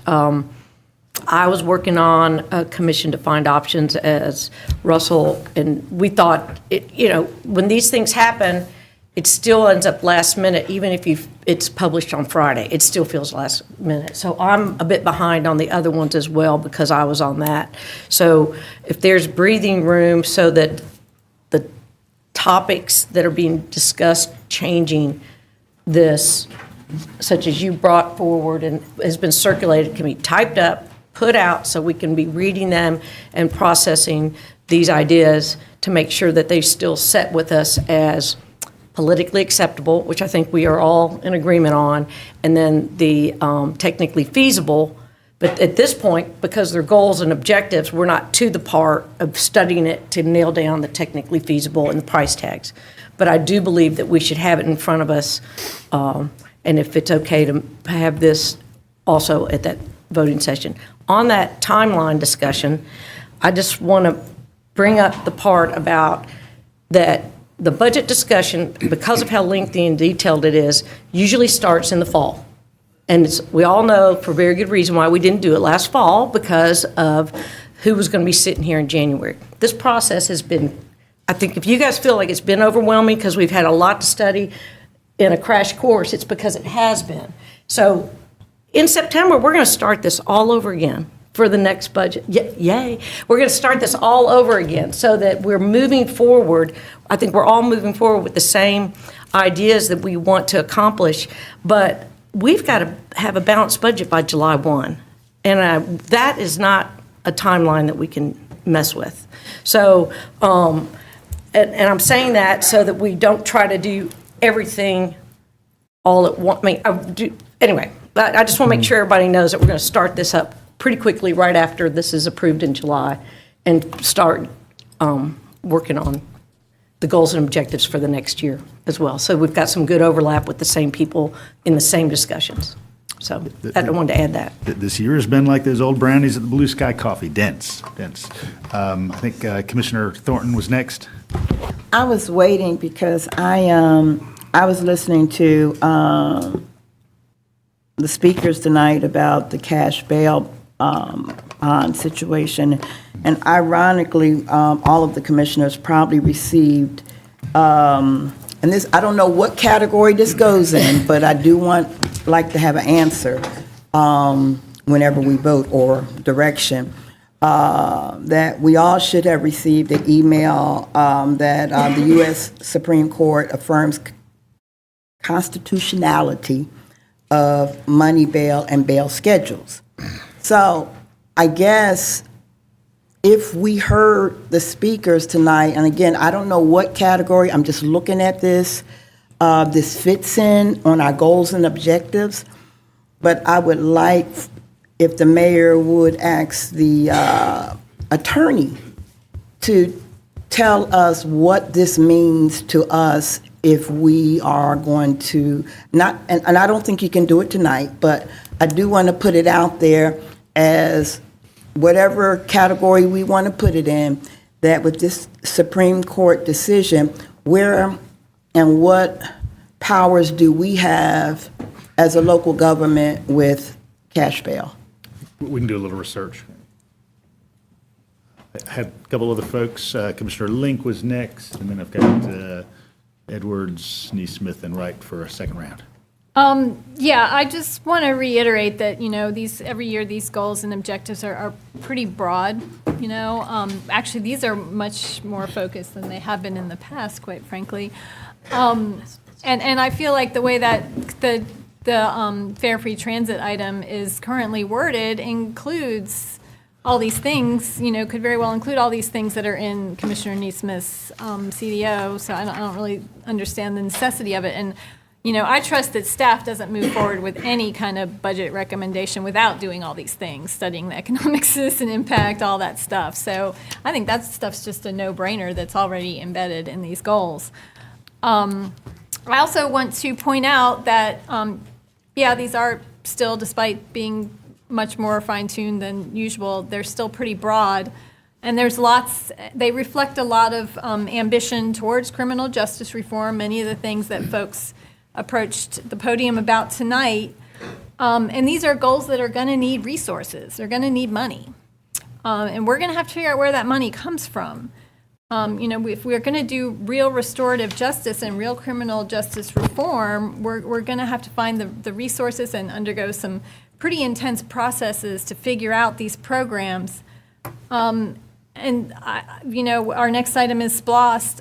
I would ask that SPLOST committee to take a second look at some of those SPLOST programs or projects that could remove funds from our capital improvement budgets and our general fund budgets. Because once we free up those funds, we can apply those funds to these kinds of programs. We can't apply SPLOST dollars to those programs. By law, we cannot do that. SPLOST dollars are purely capital. But if we can use those SPLOST funds to free up some capital funds that we can apply to criminal justice reform, that could be very helpful. So, the next item, as we discuss the judicial center and designated projects, I'll have more to say about this. That's all. Commissioner Edwards? Thank you, Mr. Chair. I'm not a multitasker. I can't multitask. I've got to handle one point at a time. And where we stand right now procedurally, Commissioner Neesmith made a motion to pass a CDO amending the goals and objectives. That was seconded by Commissioner Harrod. Then Commissioner Denson moved to adopt a substitute motion to adopt the existing goals and objectives. That was seconded by Commissioner Parker. Then Commissioner Parker moved to amend the goals and objectives with language regarding point 1B, with language I'm still unclear about, and that was seconded by Commissioner Denson. So that is now on the floor. Commissioner Parker's motion to amend regarding the criminal justice paragraph. So if I could just have an inquiry as to what that language is exactly that Commissioner Parker is proposing in her motion to amend. Sure, yeah, love to. First was adding the phrase eliminate cash bail to section 1B under safe and prepared community. In the sentence, this could involve, correct? Yes, this could involve, what was it? I don't have it right in front of me, but. Several things. Changing policy around arrest for low-level crime, eliminating cash bail, phasing out our inmate work for free program. Are those exact words, Mariah? Page 2. We need a motion. So to be clear, Where you are. Friendly amendment, right? No, that is her motion to amend. That's what I'm getting at right now. So you're trying to add the phrase eliminating cash bail. and you want to insert that phrase into the list of reforms Yes. proposed in the goals and objectives Yes. under paragraph 1B. Yes. Got it? Thank you. Cool. You ready for part two? Is that, can we? I- Yeah. No, yeah. Okay, no. that's the first part of the Yeah. amended motion, okay? Yeah. And the second part, Second yes, part, ready. under healthy, safe, and livable Athens, part 1, Let me find it, hold on. Yeah. Okay, I'm there. specifying upward economic mobility, where you see the words economic mobility. That's it. Okay, increase economic mobility for all. Upward economic mobility for all. Okay, so you just want to insert the word upward That's all. to That's it. increase economic Yeah. upward mobility for all. Yeah. Okay, so you want to insert the word upward. Yeah. I support that. Cool. And I also support eliminating cash bail. So I do support your motion to amend. Okay. Sweet. This is an issue that has been discussed many times in our retreats, and I was a little surprised that it wasn't on this list. And frankly, I support including it on the list. Okay. Thank you. Cool. I'm glad we clarified that. Thank you. I think next I had You had me. Jerry. Thank you. First of all, I would like to have the opportunity to work with Tim together on some language. I think we could get to something we both are very happy with. I know Tim has, Fair Free is that's on Tim's head. He owns it. It's a good thing to own. And for me and my constituents, it's financial responsibility, and I own that. And that's the battle we're having here. The impasse that we're having. It's not even a battle. So I'd like somehow to have the opportunity to work with Tim on some language that he and I both agree to, and I support Mariah's language. So, by the way, air service, if you want to come to an airport authority, I'll get you up to speed on how well we understand air service and the economics of it. And yes, I would love to get you up to speed. Obviously, we need, because you've brought that up twice now, so I'd like to get you on board with that. Commissioner Hamby? I certainly support giving Commissioner Neesmith and Commissioner Denson more time to do whatever it is that you want to do to bring us back something that we can vote on. Would folks be comfortable with moving this to our agenda setting session for a vote 2 weeks from this evening? I was going to make that motion if it was my turn. I think once there's a substitute motion Yeah, on the too many floor, motions, am I correct that sorry. I that's, hear what you're doing. that's our, we're at the brim. So motion 1 is a half pour, substitute motion, full pour, any more ends up on the floor. Somebody can withdraw their motion. Well, I move to call the question on Commissioner Parker's amended motion. That's not the motion. The motion is Tim's motion with her amendments. That's the motion on the floor. We have to vote on her amendment first. Tim accepted the amendments. We Commissioner don't do Denson accept friendly accepted, amendments. We do. Oh. We do. We do. You accept friendly amendments? That's Robert's Rules of Order? That's how we This do it. commission. We have an amended Robert's Rules, I show you all kinds of things. including that generosity. Mayor Gertz, may I suggest that we ask Commissioner Denson if he would mind withdrawing his motion And I will withdraw mine. so that Commissioner Wright can make a motion to put this on hold until our agenda setting session. Commissioner Denson, would you assent to withdrawal so that there can be a powwow and a vote 2 weeks from this evening? I would kind of rather just go ahead and vote on the motion, and if it fails, then we can move forward in that direction. But I see the wording right now of the transportation part. I feel like very precise in what it needs to be, and I do agree with You're putting some Commissioner of us in Parker. at least in a very difficult position, because now I have to decide whether I'm going to accept Mariah's language, which I fully support, but object to yours. So why don't we have a cup of coffee together, and then Mariah can make her motion, and it can stand alone, and we can move forward with it. I would prefer to vote on the motion. This first came up almost the second week I was commissioner. We have discussed this many, many times, as many commissioners brought up. I would like to go ahead and just vote on the motion. There was actually was a motion from Commissioner Point- Edwards to call the question. Point of order. Never Now, received. this is exactly the problem that I'm trying to prevent with Robert's rules. Jerry wants to support Commissioner Neesmith wants to support Commissioner Parker. So I would like us, you could do that by voting for that on the floor, and then the motion would be on Tim's substitute motion. Tim won't withdraw it. But we have this friendly amendment thing. I have no familiarity with this procedure. Once a motion is made, it belongs to the body, for the body to determine and to vote on. I don't know how. I'll say, Commissioner Edwards, it's been the practice of this group that should there be some minor language addition, that's accepted by the motioner, if the seconder offers that, and then accepted by the full body as opportunity for a vote. So standard operating procedure here. Okay. Just Mr. Mayor, I withdraw my motion. Well, the substitute still stays on the floor. I know, but I withdraw. Commissioner Neesmith's withdrawn the original. I would just say, if Commissioner Denson wants us to go ahead and vote on it, let's go ahead and vote on it. I mean, at the end of the day, like I said, it's about when we get to the budget, it's about the dollars behind the goals and objectives, and that's where I'm at, so. Please, anyone indicate if they have some additional input before we vote. Commissioner Wright? If I could get some feedback from the mayor on informed and engaged citizens, the law enforcement advisory panel. And I thought that was in here and addressing some of the things that were being asked for and called Community Police Accountability Board.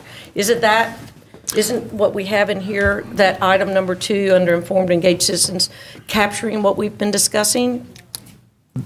There are obviously lots of different ways that Okay. these play out in terms of their sort of minutia of functionality Right. and specific authority. Obviously, this doesn't define that. Right.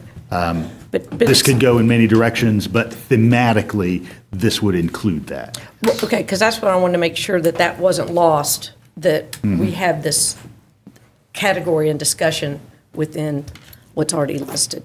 That's right. Okay. That's correct. Because I'm not making a motion. I just wanted to make sure that Yeah. being in there was highlighted to go with everything Good job else. clarifying. Okay. Thank you, Commissioner Wright. Commissioner Davenport? I just have a question. I thought we talked about living wages and recycling and composting as well as one of, and that's a big budget. I know, I'm throwing a kink in everybody's saying, but I thought we talked about that. But with that said, I have a question about accountable and responsible government. Number 1, reexamine Athens-Clarke County pay plan. What is that? I just want to clarify what that is. So I'm going to let Commissioner Williams speak in a moment, but you recall, or excuse me, Manager Williams speak in a moment, but you recall that he'll have to begin carrying the shovel in the back of his vehicle now for the animal removal and the rest of the things we do. You remember that at our work session when we discussed employee pay, HR made the point, and I think we kind of understood that this was a new pay plan, but it wasn't the end of the story. There's going to continue to be analysis, and there may be future modifications. So I think it's in that frame, but Manager Williams, if you add a little bit to that. And in the budget that was presented in Big Rocks, there is a 2% performance management increase, which should start to begin to address some of the concerns that you heard from the employees. Should you approve that? Okay. All right, so any further input before the vote on the item put forward by Commissioner Denson, seconded by Commissioner Parker, that included some modest language revision? Jean, do you have that language in front of you? No. Okay. So I'm going to hit these 2 items because I think they're pretty easy to do. So if we look under Safe and Prepared Community at the bottom of the first of the 2-page document, number 1 is Criminal Justice Initiatives. Item B under 1 reads, foster a criminal justice system focused on rehabilitation and prevention, both in collaboration with community partners, rather than incarceration. Next sentence reads, this could involve changing policy around arrests for low-level crimes. We'll insert the phrase, eliminate cash bail, and continue with the rest of that sentence. Should be eliminating. Eliminating, thank you. Appreciate it, Professor. The other change is in healthy, livable, sustainable Athens-Clarke County. Item number 1 reads, invest in human infrastructure by collaborating with stakeholders in education, health, and economic development to increase economic mobility for all. And that'll be modified just to read, increase upward economic mobility for all, because in fact, downward mobility, still mobility. Yeah. Half of black children born into middle-class families end up in poverty, so downward mobility at the expense of, wealth for some, downward mobility for some. First generation in aggregate, maybe not to be doing better than their parents. Yeah. So we have motion, we have a second. And I have a question. Commissioner Thornton. All right, I'm going back to the cash bail. So I'm going to support this, these goals and objectives with the understanding that, or the thought of understanding that we will get something back from the attorney on how we move forward with cash bail based on this decision. I do not think it is fair for us to say that and then we come up with, oh, we can't do it that way, and then the public doesn't know, and then, we're looking like, I just need to put that out there. about fair, free trade. Commissioner Thornton, I think we can get some, a little bit of research. What I'll say in brief is that when the Supreme Court says cash bail is constitutional, they're not saying it's necessary. Let's just be clear, because we have been in other settings and conversations, and from a legal place, it's different from what we intent and meant, and then it doesn't get translated to the public. I'm good, and I do agree with Jerry on this. I'm going to still support it. My constituents aren't. We found that out during door knocking. That that doesn't resonate in my area, but I will support it just to move us forward. But I did want to say that. Thank you, Commissioner Thornton. All right, we have a motion and a second on the floor. Gene, if we get a roll call. Dennison, Yes. Naismith, Yes. Edwards. Yes. Harrod, Yes. Thornton, Yes. Hamby. Yes. Davenport. Yes. Parker, Yes. Link. Yes. Wright. Yes. You confused. All right, goals as amended this evening, approved. All right, good job, everyone. All right, we're moving on to item number 15. A review of potential projects under SPLOST 2020. Similarly, we have a commission-defined option and then have some language amendment to that commission-defined option. Commissioner Wright, you may begin, and then I've got a couple other folks as well. Well, let's hope this isn't real similar as what we just went through. Let's hope this is simple and We straightforward. live and we learn. I wanted to start off with a typo on this commission-defined option. We're talking about April 2019, not April 2018. I want to make sure that we got that fixed in the record. And I wanted to talk a little bit about the process and my understanding, and Mayor Gertz, I trust that you'll correct me if I've got this backwards or out of line, in that we are helping to, we are designating projects with this commission-defined option and moving forward so that the Citizen Advisory Board for SPLOST 2020 can continue their work.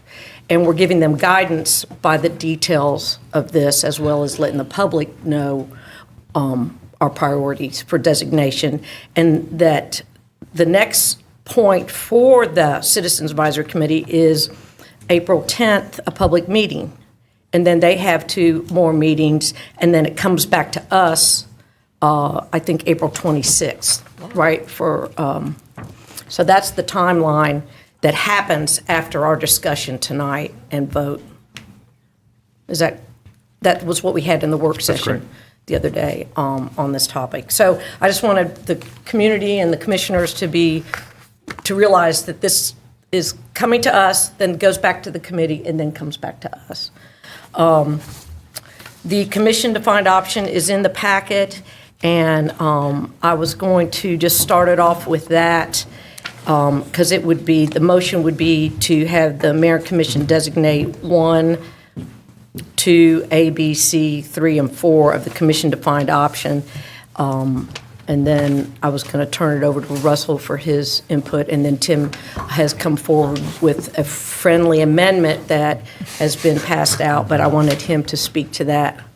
Oh, I'm sorry, Russell, I just said friendly amendment in front of you. I'm so sorry. But anyway, so that's my motion, and so then Russell, Commissioner Edwards, and then Commissioner Denson can help also explain this. Thank you. And Commissioner Davenport had expressed interest in input, and so I just want to keep us in order. So. Yeah, okay. But he's going to second. It's not been seconded. Yeah, did you make a motion? That was a motion. Oh, that was a Okay. motion. I apologize. I'll second it. All right. Motion from Commissioner Wright, second from Commissioner Edwards. Could we go ahead and get the friend, oh, I'm sorry, never mind. Commissioner Davenport, and then we'll move on. Hold off on it for a second. Okay. Other interested input? Commissioner Edwards and Commissioner Link. I'll just speak briefly since I've worked with Commissioner Wright on this. It's my strong feeling that we have commission consensus behind the idea that we have outgrown our courthouse. We need more room for our accountability courts. We need more room to create a place where the dignity of all humans, no matter the reason they're in the courthouse, is respected. Our courthouse was built when we had one Superior Court judge, now we have 4. And no accountability courts. That's correct. I think that the folks working at the courthouse, the criminal justice system in Athens, has great programs in place that need more space. This commitment through the CDO also, by allocating this money for courthouse construction, will create great efficiencies in our government by consolidating existing county government buildings into the existing courthouse, which would result in the vacating and placing back on the market for development various properties throughout downtown Athens and throughout the greater downtown Athens area, most notably the Planning Commission building on Doherty, the Water Business Office on Hancock, the Human Resources on Satula, and other buildings could be consolidated here. So this is a great policy for government efficiencies as well. And finally, this shows a strong commitment for affordable housing, low-cost housing here in Athens-Clarke County.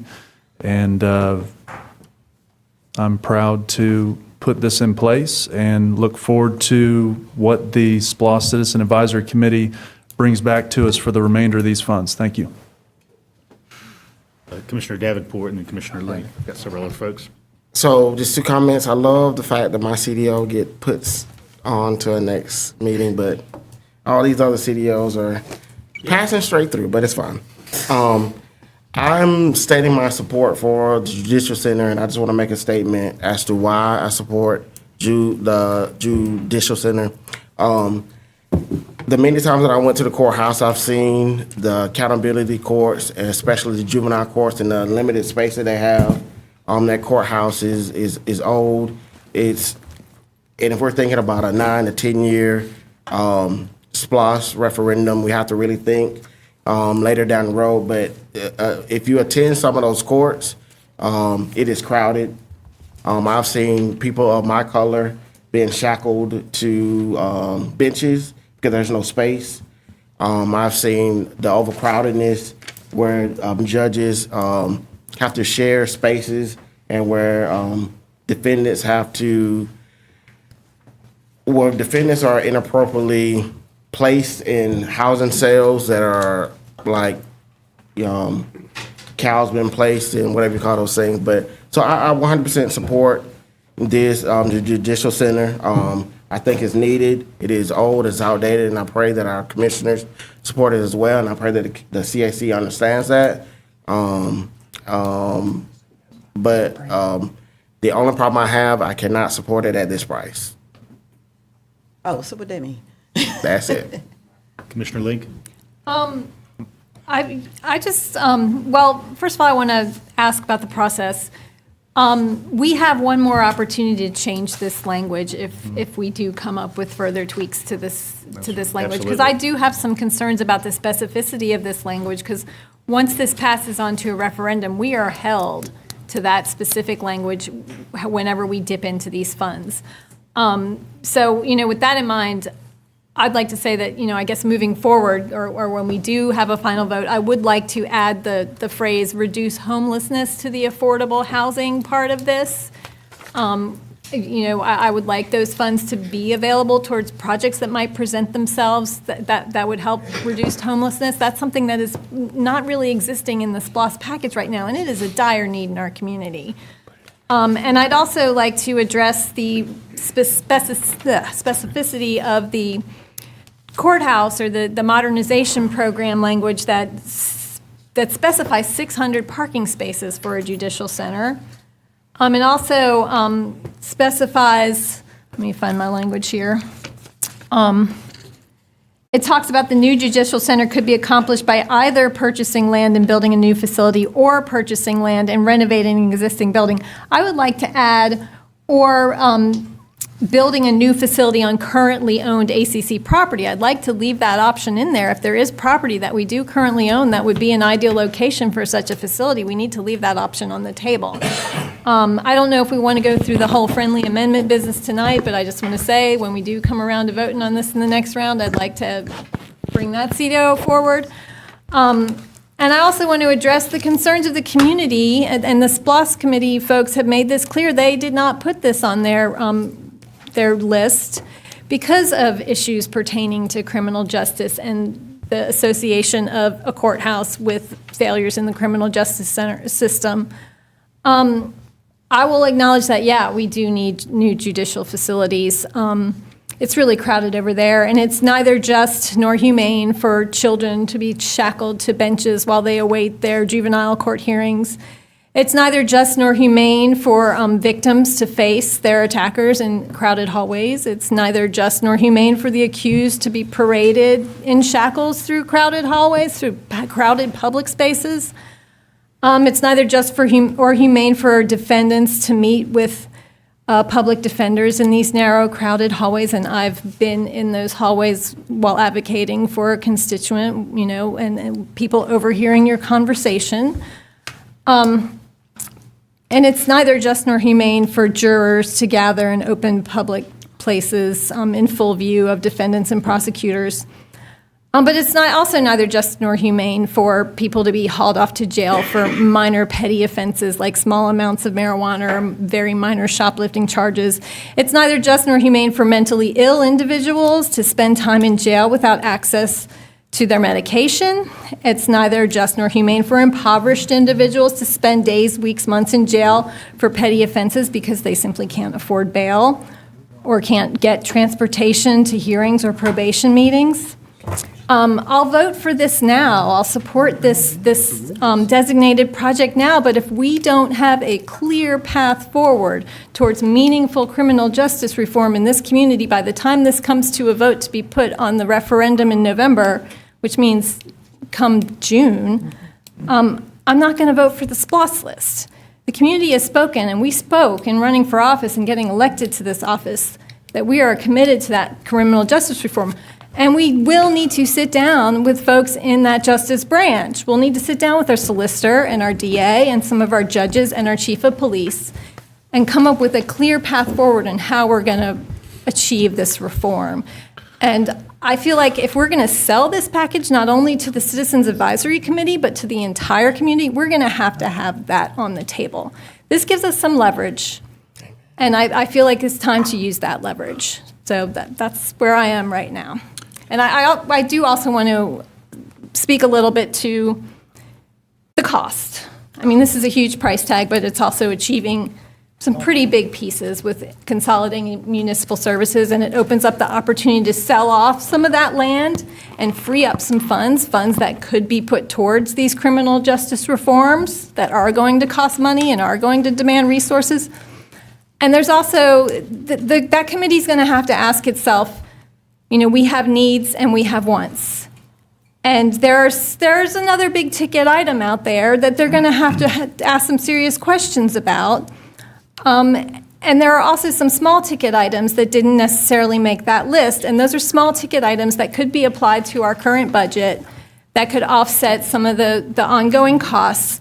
And then we could refunnel those costs into programs. We can't use SPLOST money for programs, but we can use our general fund money for that kind of stuff. And if we can offset our general fund with some of this SPLOST money, then we can redirect that general fund money towards these reforms that our community is asking for and that we promised to give them.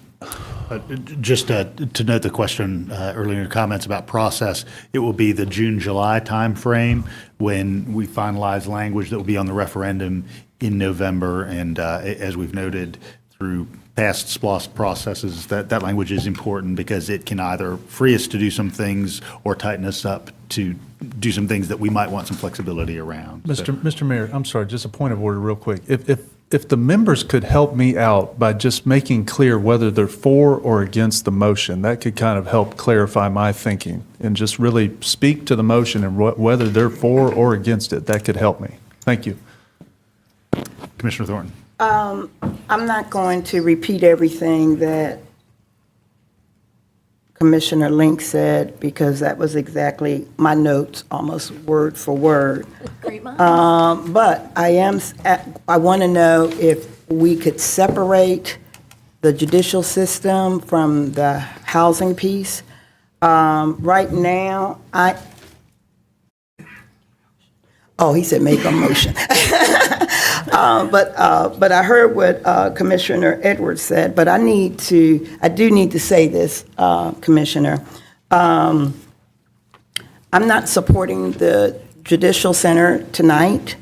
I'm not supporting it because I think these citizens gave their time and their energy, and when they tried to get information to help them make their decision, they did not get what they needed.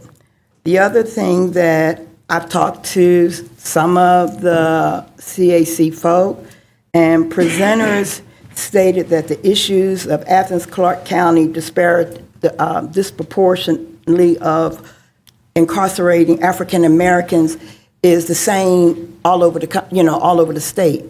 That to me is not progressive. That is not an answer. Just because in Columbus they're doing it this way, we are here for criminal justice reform. So I don't want to hear everybody's doing it this way.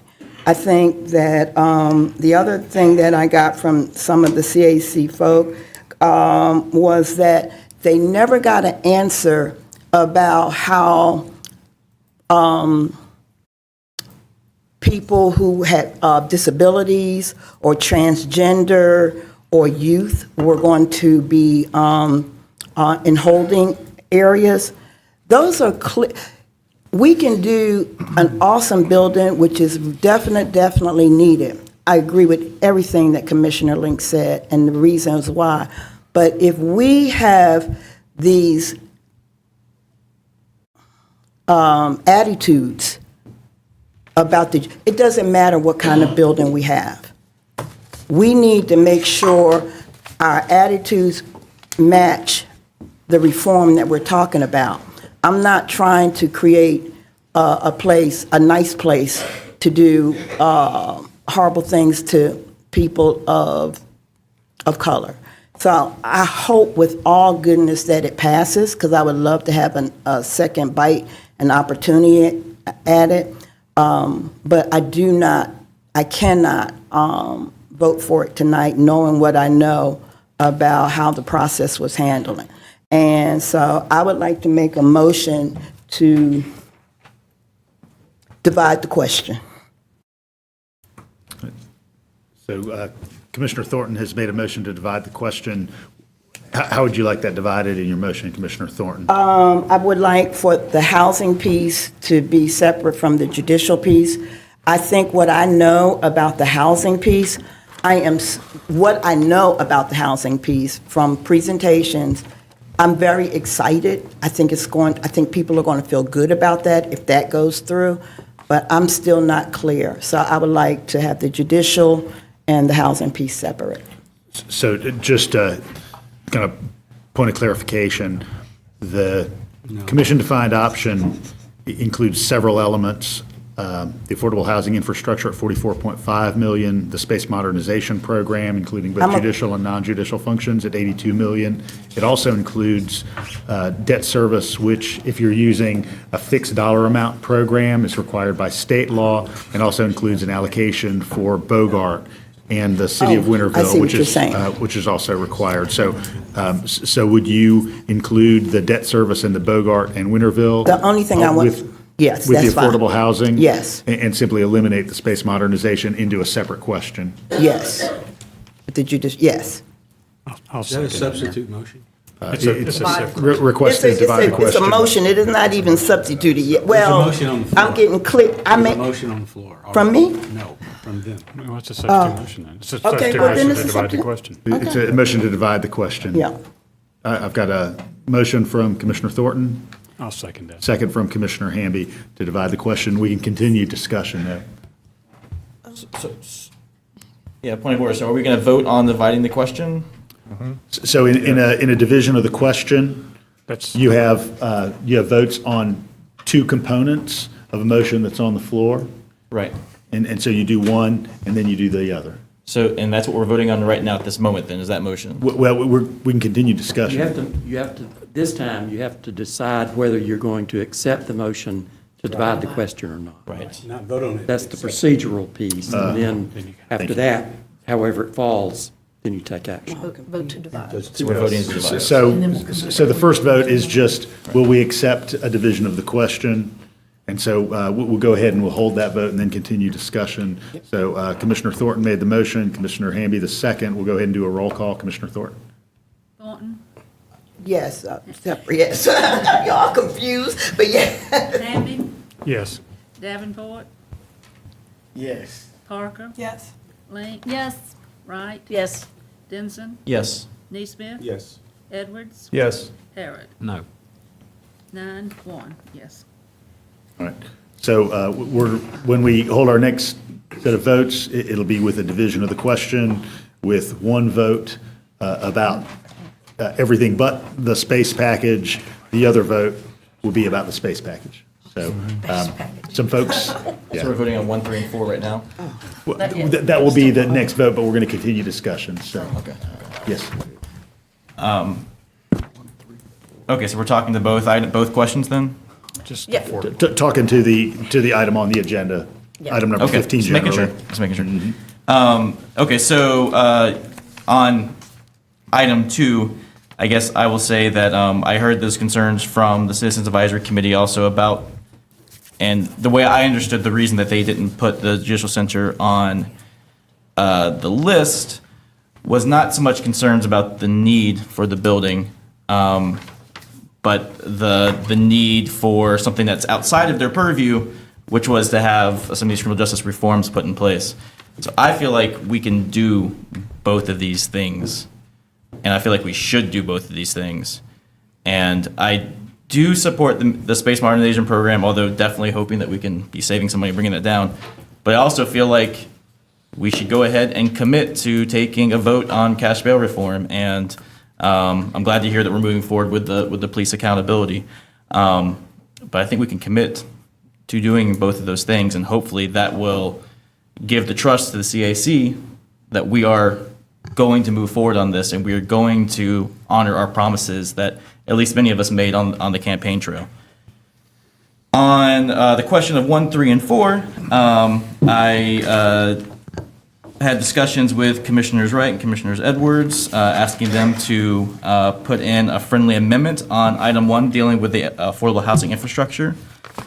And my friendly amendment is on the second sentence to include where it says the infrastructure will be developed for the purposes of encouraging the development of mixed income, mixed use developments, and adding this that will increase or maintain the current affordable housing stock. Because I want it to be clear here that what we're doing is trying to make our affordable housing stock better, what we have, and increase it. And I want the community to understand that that is what this funding is about.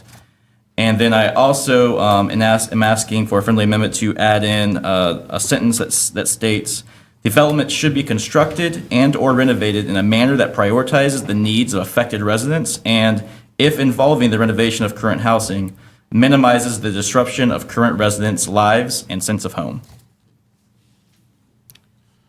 So I'm asking if, do I need that accepted from Commissioners Wright and Edwards or also? It was in my motion.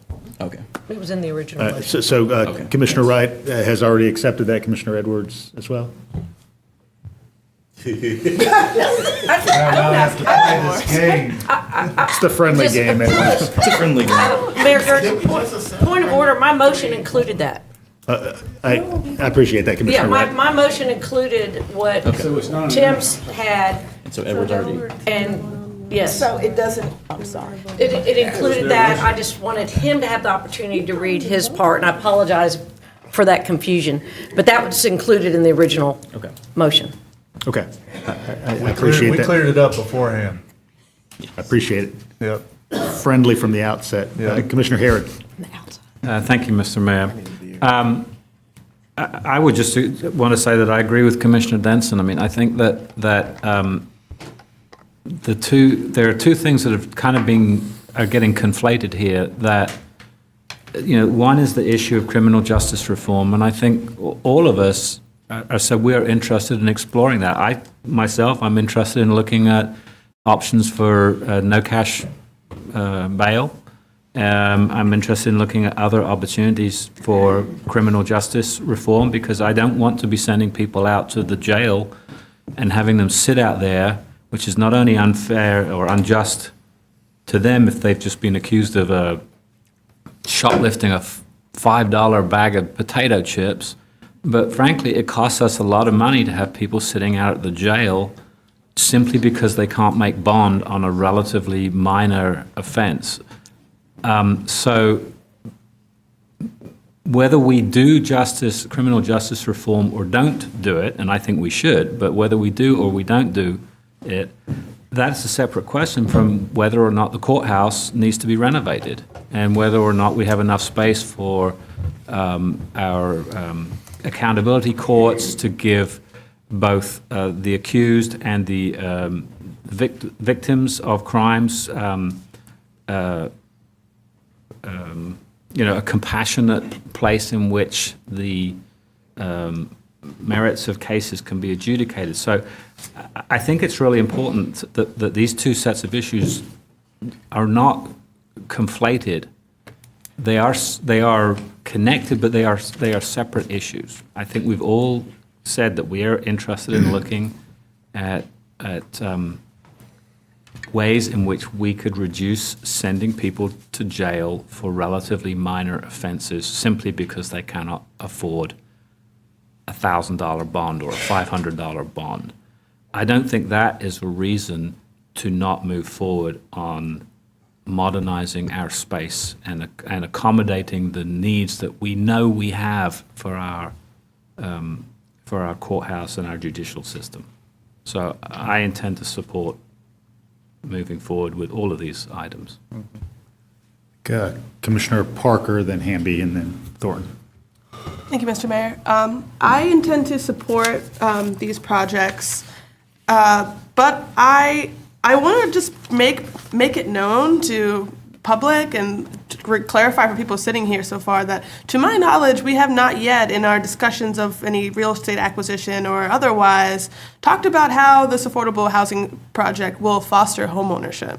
Now, I see here that the language says may, but, and I know that we are still in the works of working out the final language that we presented to the public, but I just want to make sure that no one is deceived about what this project could look like. So a lot of people might be hopeful that homeownership may be a option for them if this is something that comes to fruition, but it looks like a bait and switch scenario in which the language perhaps remains this way until it hits the referenda, and that housing does not solidify in the way that folks may be hoping. I know that rental units are identified in the Southern Network for Economic Mobility as a important step for people to become economically mobile and secure and stable. But I know there's a lot of people out there who also see the value in building wealth through home ownership and having something you can pass along to your families. And so I hope that we can have conversations about what that might look like as part of this project.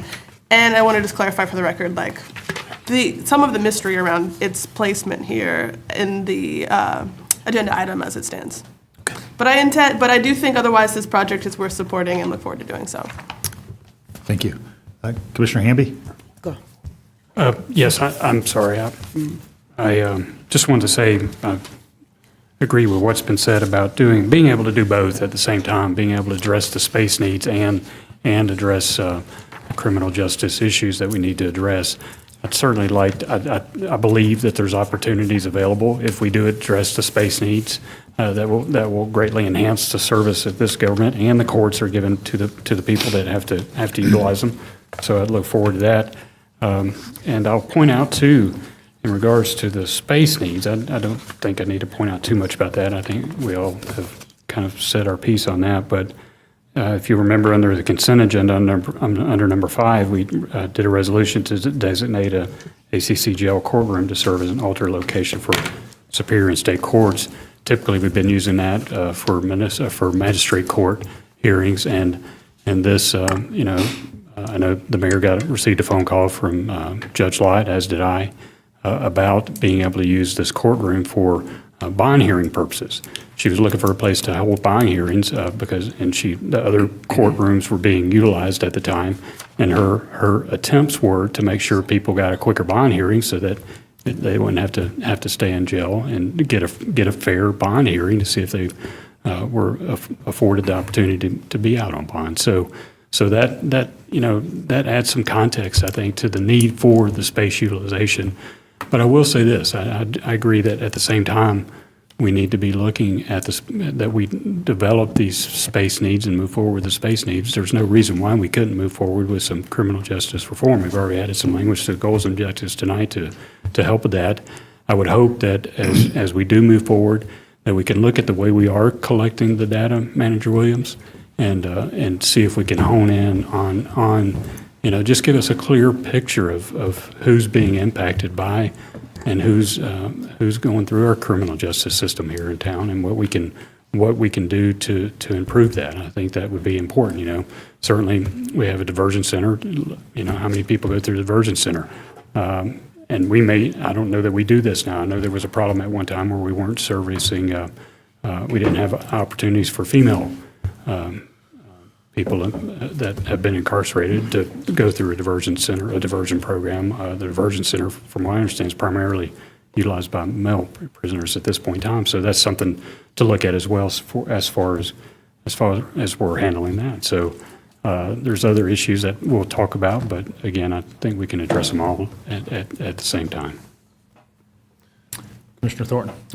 Again, I hope I am the only one that votes no on this. That I would die if it didn't pass. I would literally die. But I know that there is good things going on with the judges. I appreciate the solicitor and the restriction records thing. I found out with bike riding how the bike folk help folk that need bikes because they get a DUI, and those are progressive things that I do not think that we either don't know about or we don't promote. But there's still a lot of things that need to happen, and so I want it to pass for all the reasons that have been stated. But I've been in situations that we vote on stuff, and then when time comes, it doesn't turn. This, I hope people will feel that Ovita's really paying attention to this. So with that, can I make a motion on something? We already have a divided question on the floor, so we're going to vote on both those components. Okay. I know I've got some more input, and I apologize. I've not recognized Commissioner Neesmith, who indicated interest earlier. But I do want to go on record. I hope this passes, but this is not where I want to put my vote tonight. Commissioner Neesmith. Well, I'm in full support of both of these, and I think saying that we don't need a new shouldn't have a new judicial center because our criminal justice need reform is a lot like saying we won't build a new schoolhouse because our school is so ineffective. I think they go hand in hand. And also pointing out that it was mentioned earlier that we haven't taken care of any homelessness, but in fact, there is a SPLOST proposal for a homeless campus at Advantage Behavioral. So keep that in mind. Number two, we also have some important criminal justice reform with one budget item we're going to have, which is to add another mental health co-response team in the police department. We have one team now, we'll have two, so that a person isn't arrested, if they have a mental health crisis, they get help. That's very important, and we should continue to grow that program. And don't forget that Advantage also opened up just 3 weeks ago a behavioral health crisis center where anybody can take someone who's having a crisis, including the police, for up to 7 days of treatment and then enter into a program for continued treatment. So let's not forget the little things that we are doing and grow them. Okay, so Call the question. we have a divided, we have a divided question. And so the first vote will be on the language developed by Commissioner Wright and Commissioner Edwards and amended by Commissioner Denson. We have to vote on the motion to call the question before we can vote on the others. So Does anyone else? is there a second to call the question? Second. All right, so there's a motion to call the question from Commissioner Neesmith, second from, excuse me, the other way around. Motion from Commissioner Edwards, second from Commissioner Neesmith to call the question. All in favor? Aye. All right, so we're going to move forward with the vote on the two components of the divided question that are the substance of the agenda item. And so the first vote will be on the language developed by Commissioners Wright and Edwards and amended by Commissioner Denson. And so it is items 1, 3, and 4. All right, everybody understand what they're voting on first? Items 1, 3, and 4, so that's the affordable housing component, the bond financing required by state law under this dollar value SPLOST, and the funds for Bogart and Winterville. So Is that's there actually a motion on the floor that states that, since we've just divided the question? And if there isn't, I will make that motion. Yeah, it is.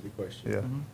Yeah, we're good. We've So divided we- the question, but we didn't have a motion to vote on each sponsor. So we agreed on the division earlier when Commissioner Thornton kind of raised the question. So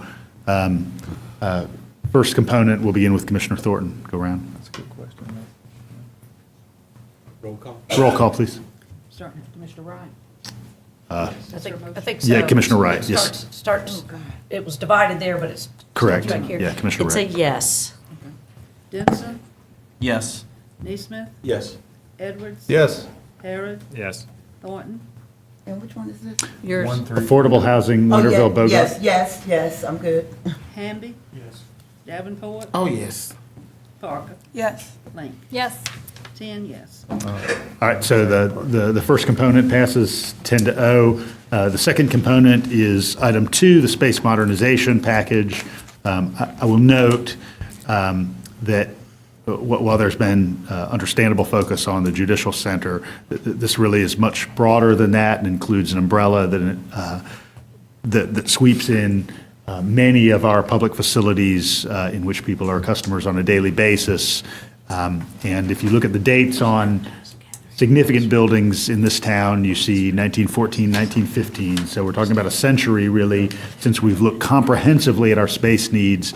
And my desire as mayor in 2019 is that we set the stage for another century of very functional use. And so we're really, I hope, creating a platform that us and, in fact, future generations are going to be able to use well and with dignity as is embodied in the package. So the second element of the divided question is item number 2, the space modernization package, and we'll begin again with a roll call vote with Commissioner Wright. Yes. Denson, Yes. Neesmith, Yes. Edwards. Yes. Harrod, Yes. Thornton, No. Hamby, Yes. Davenport, No. Parker, Yes. Link. Yes. 8 yes, 2 no. Okay. We have completed item number 15. And we are moving on to new business. Attorney Berryman, do we need a motion for suspension of rules? Yes, we do. All right, items. All right, we're going to consider that motion after a quick 5-minute break.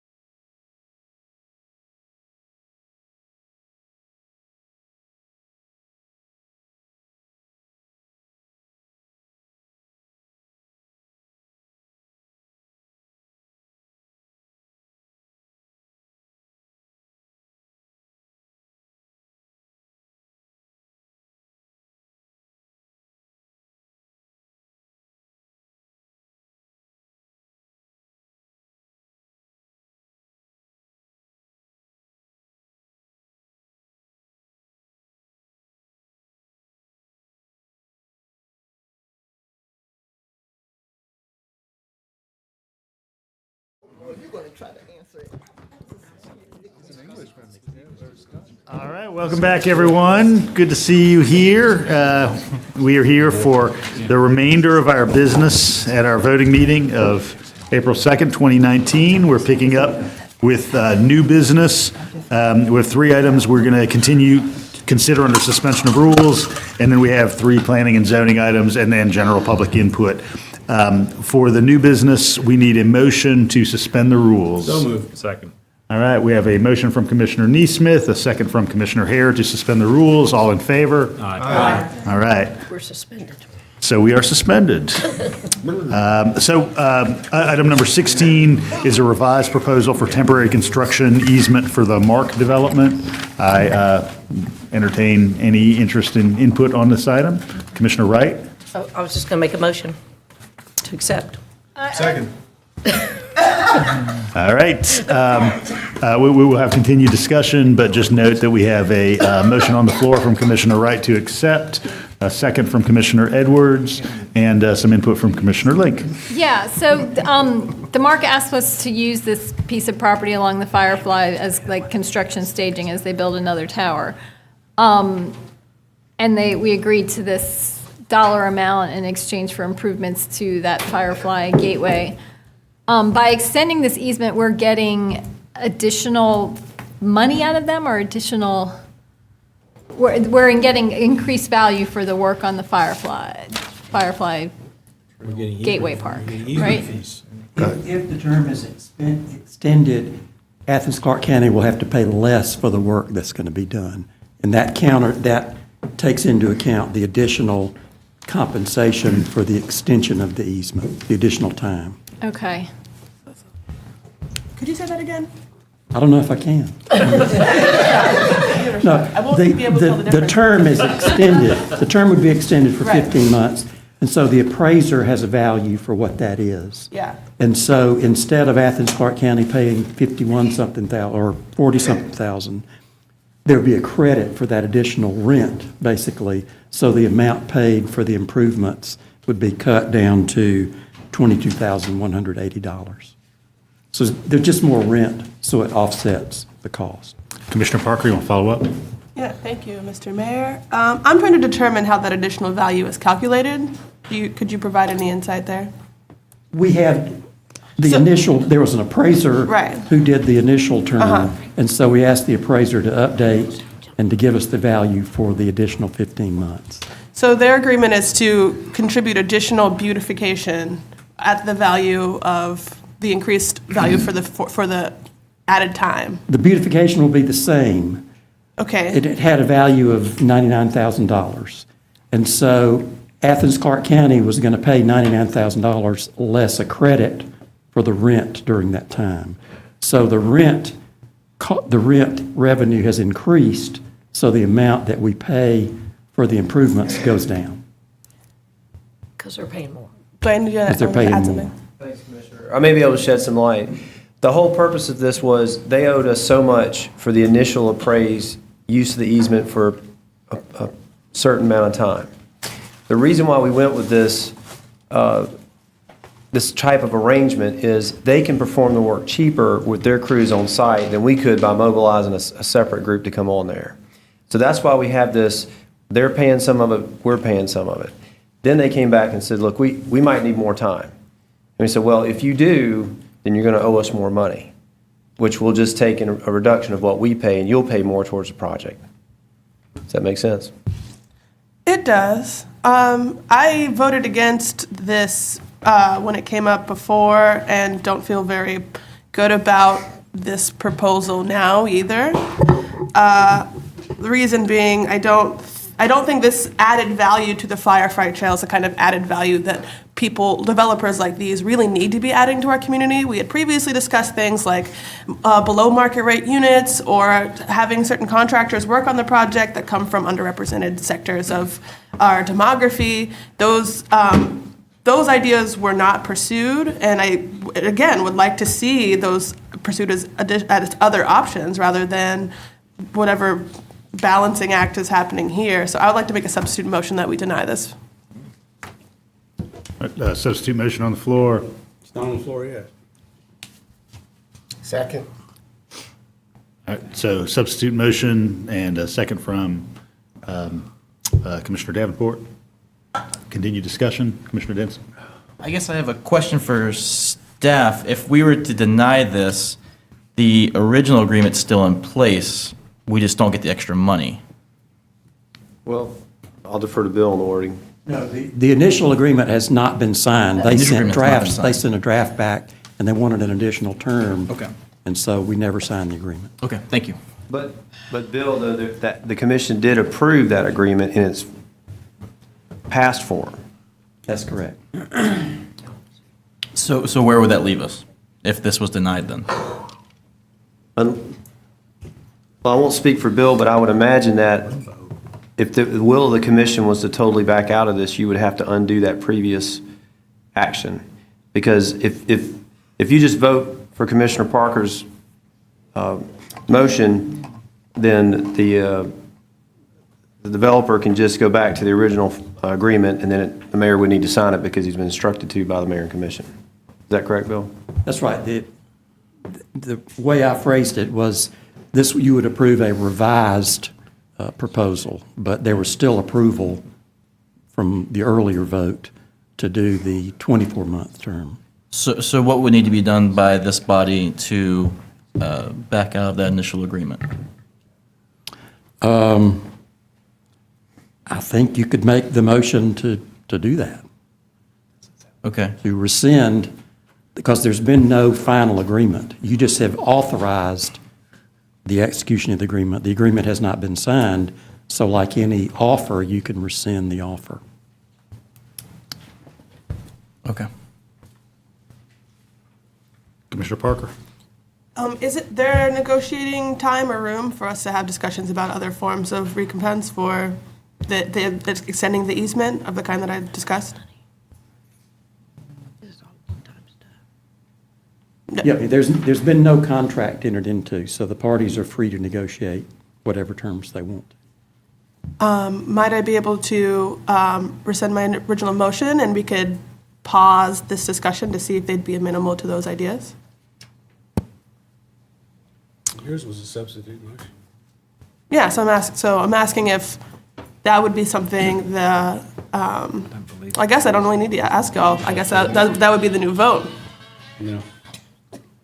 So you could withdraw your motion. Withdraw my motion to suggest that we vote upon a substitute motion to extend this discussion or push back this discussion to present an alternate proposal to the developers.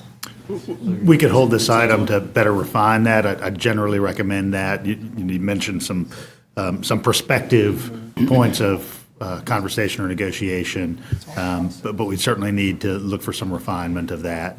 And so if you'd like to hold this item for 2 weeks, that's certainly a prospect, or for a month. Is that your motion? Yes, that's my motion. Motion to hold. I'll second that. All right. We've got a motion to hold in a second. Commissioner Neesmith. Well, I mean, I understand the spirit of what Commissioner Parker's wanting to do, but this is, we've been working with this developer on this project for a long, storied time. And this is about that trail. That's where this construction is happening. So I'm not going to be able to support the substitute motion. I think that we need to be people of our word. We have offered a contract. We agreed as to what the objective was, which was to use their easement money, and that's what this is their easement money, because they could have just as easily just paid us cash and we wouldn't be talking about improvements on the Firefly Trail. So I'm not going to be able to support it because I don't think it's really relevant to what we're talking about here. Any further discussion? Commissioner Parker. I think it is relevant because oftentimes we discuss the way that the capitalist class in our town comes in and is able to create more value for themselves, where the people here who, honestly, the people that we represent and what we owe a great deal to don't get much for it or from them other than daffodils. And so I'm not really interested in seeing beautification projects high-fived as a way for us to finally do some due diligence and some equity to the communities who really deserve it. And so I stand by my motion. Any further discussion? Motion on the floor is to hold this item. All right, roll call, begin with Commissioner Parker. You have a date, you want a date, sir? Let's hold till next voting meeting, Okay, Which is? first Tuesday in May. May 7th, I think. Parker? Yes. Lee? Yes. Wright? No. Denson? Yes.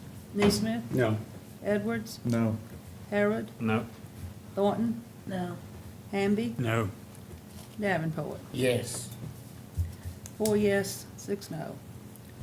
All right, so original motion is on the floor to approve this agreement amended from earlier decision by the mayor and commission. I believe Commissioner Wright made the motion, so we'll begin roll call with her. Wright? Yes. Denson? Yes. Neesmith? Yes. Edwards? Yes. Harrod? Yes. Thornton? Yes. Hamby? Yes. Davenport? No. Parker? No. Link? No. 7 yes, 3 no. Okay. All right, motion carries. All right, we're going to move on to second new business item, which is item number 17 on your agenda, an amendment to the ordinance regulating the Athens-Clarke County-initiated motor vehicle tows. I know some commissioners had received correspondence from those in the tow industry and specifically had some conversation with Commissioner Wright. Bill, could you outline a little bit of where we've been previously in this terrain and describe the motion in front of us here? Yes, both the current Athens-Clarke County-initiated tows ordinance and the contracts provide that they may be renewed for periods of 2 subsequent years, 1 period of 2 years. And so that's where the contracts are, and they expire on April 30th unless they are renewed for a 2-year period. I think there's been a desire both among the wrecker companies and mayor and commissioners, some of you, not to extend it that long, to take another look at the ordinance and the process. And so this is an amendment to the ordinance that allows an extension of 1 year or longer. And it also authorizes the mayor and the manager to negotiate 1-year extensions rather than 2 years. That's what it amounts to. All right, and I want to note that in conjunction with this vote, I'll be assigning to the Government Operations Committee upon completion of their current slate to create new ordinance language or consider creation of new ordinance language regarding the ACC-initiated wrecker rotation. Do I get to determine who gets towed? Commissioner Harrod enjoys all of the vehicle-related immobility activities in this government. We've done booting, now towing, my friend. I need to read the ordinance. All right, Bill's going to read the ordinance. An ordinance to amend the code of Athens-Clarke County, Georgia with respect to Athens-Clarke County-initiated tows and for other purposes. All right, thank you. Motion? So moved. Second. All right, motion from Commissioner Harrod, second from Commissioner Davenport. Any discussion? So actually, this just changes to 1 year.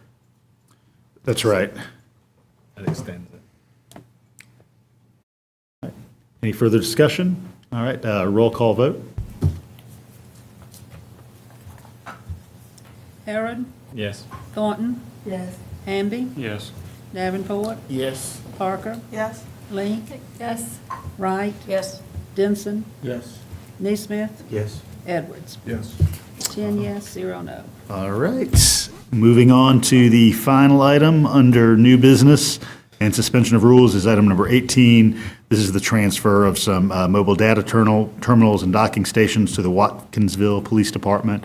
We've entered into similar relationships with other police departments in the past when we've had surplus materials that were specific to law enforcement. Any commission questions or input?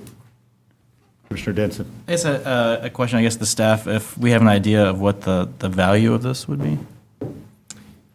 Estimated?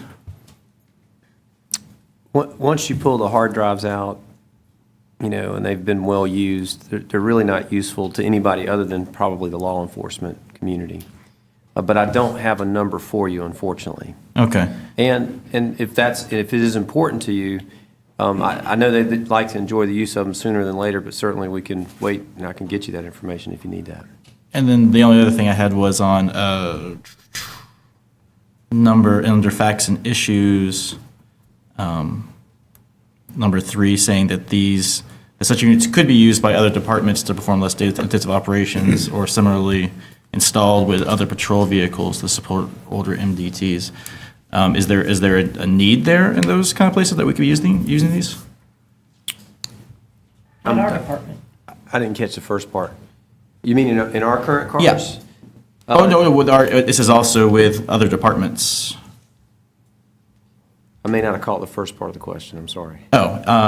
It's saying that these could be valuable to and used by other departments. So I'm just wondering if You're there's a saying, need. if we were just to go ahead and auction them off as opposed to just giving them? No, he's saying use them ourselves. Use them ourselves, because it says that such units could be used by other departments to perform less data-intensive operations. So I'm wondering if there are other departments that have less data-intensive operations that could use these. Other departments? Yeah. Other police departments? No. I think this is speaking. I see what you're saying. ACC. I took this as saying ACC departments is the way I read this. No?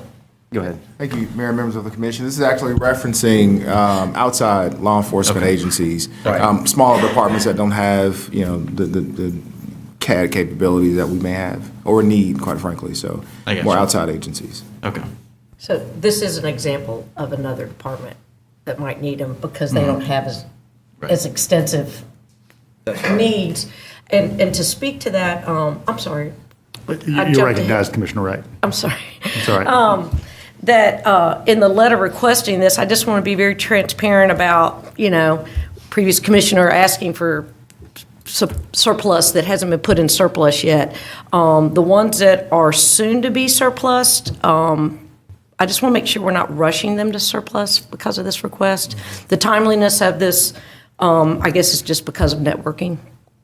Yeah, no, we're not going to retire anything early just to accommodate this request. These are things that are already coming off. Gotcha. And so they were headed towards that government auction type thing? Yes. Okay. Thanks. So how do we normally do this when we have surplus like this? What is the process? So we have a couple processes we've used, and manager may want to follow up, but broadly, we have an auction. Sometimes there's a lot of items. Cluster of items, sometimes a single item. There are other times when we collaborate with other governments and kind of provide direct access, or in this case, and as the history notes, provide them free of cost. The staff just shared with me, they have an approximate value of $50 a piece. And when we sell them in bulk at auction, it usually goes for less as bulk. Thank you. Sorry, I didn't know that. That help, Commissioner Thornton? Do we have a motion yet? I move for approval. I've got a motion from Commissioner Neesmith. Second. A second from Commissioner Harrod. Any further questions? All right, all in favor? Aye. Any opposed? All right, hearing none, we are moving forward to planning and zoning items. As members of the public who are frequent visitors may remember, we have a different process for planning and zoning items at our voting meetings, where interested parties may sign up for a 10-minute slot of time. I understand nobody signed up for the 10-minute slot. Is that correct, Gene? Correct. All right, so nobody signed up for the 10-minute slot. And so we handle public input individually on each of these items. And so any interested parties may speak up for up to 3 minutes on these items. First item is number 19, request of Brett Nave from Studio B&A Architects for Baldwin 475. Public input on number 19.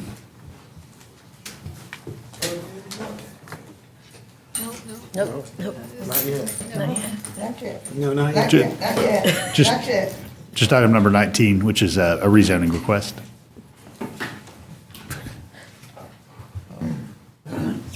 Brett Nave, 200 Plum Alley. I'm with Studio B&A Architects, and just we had a really good discussion, I believe, during the agenda setting, and just want to let everybody know that I'm here to answer any additional questions, clarifications, and the owners are here as well, if there's anything that you specifically need to get clarified or elaborated on. Thanks. Thank you, Brett. Any other input on number 19 from the public? All right. This is in Commissioner Wright's district. It's right at the juncture of some districts. Want to remember? Yes. All right, Commissioner Wright, would you like to kick off Proud to have conversation? the floor to make the first motion. This is a 2-vote, as I understand it. First, does something need to be read by the attorney? I saw him looking I'll go at ahead and me. read both of them. Go right ahead.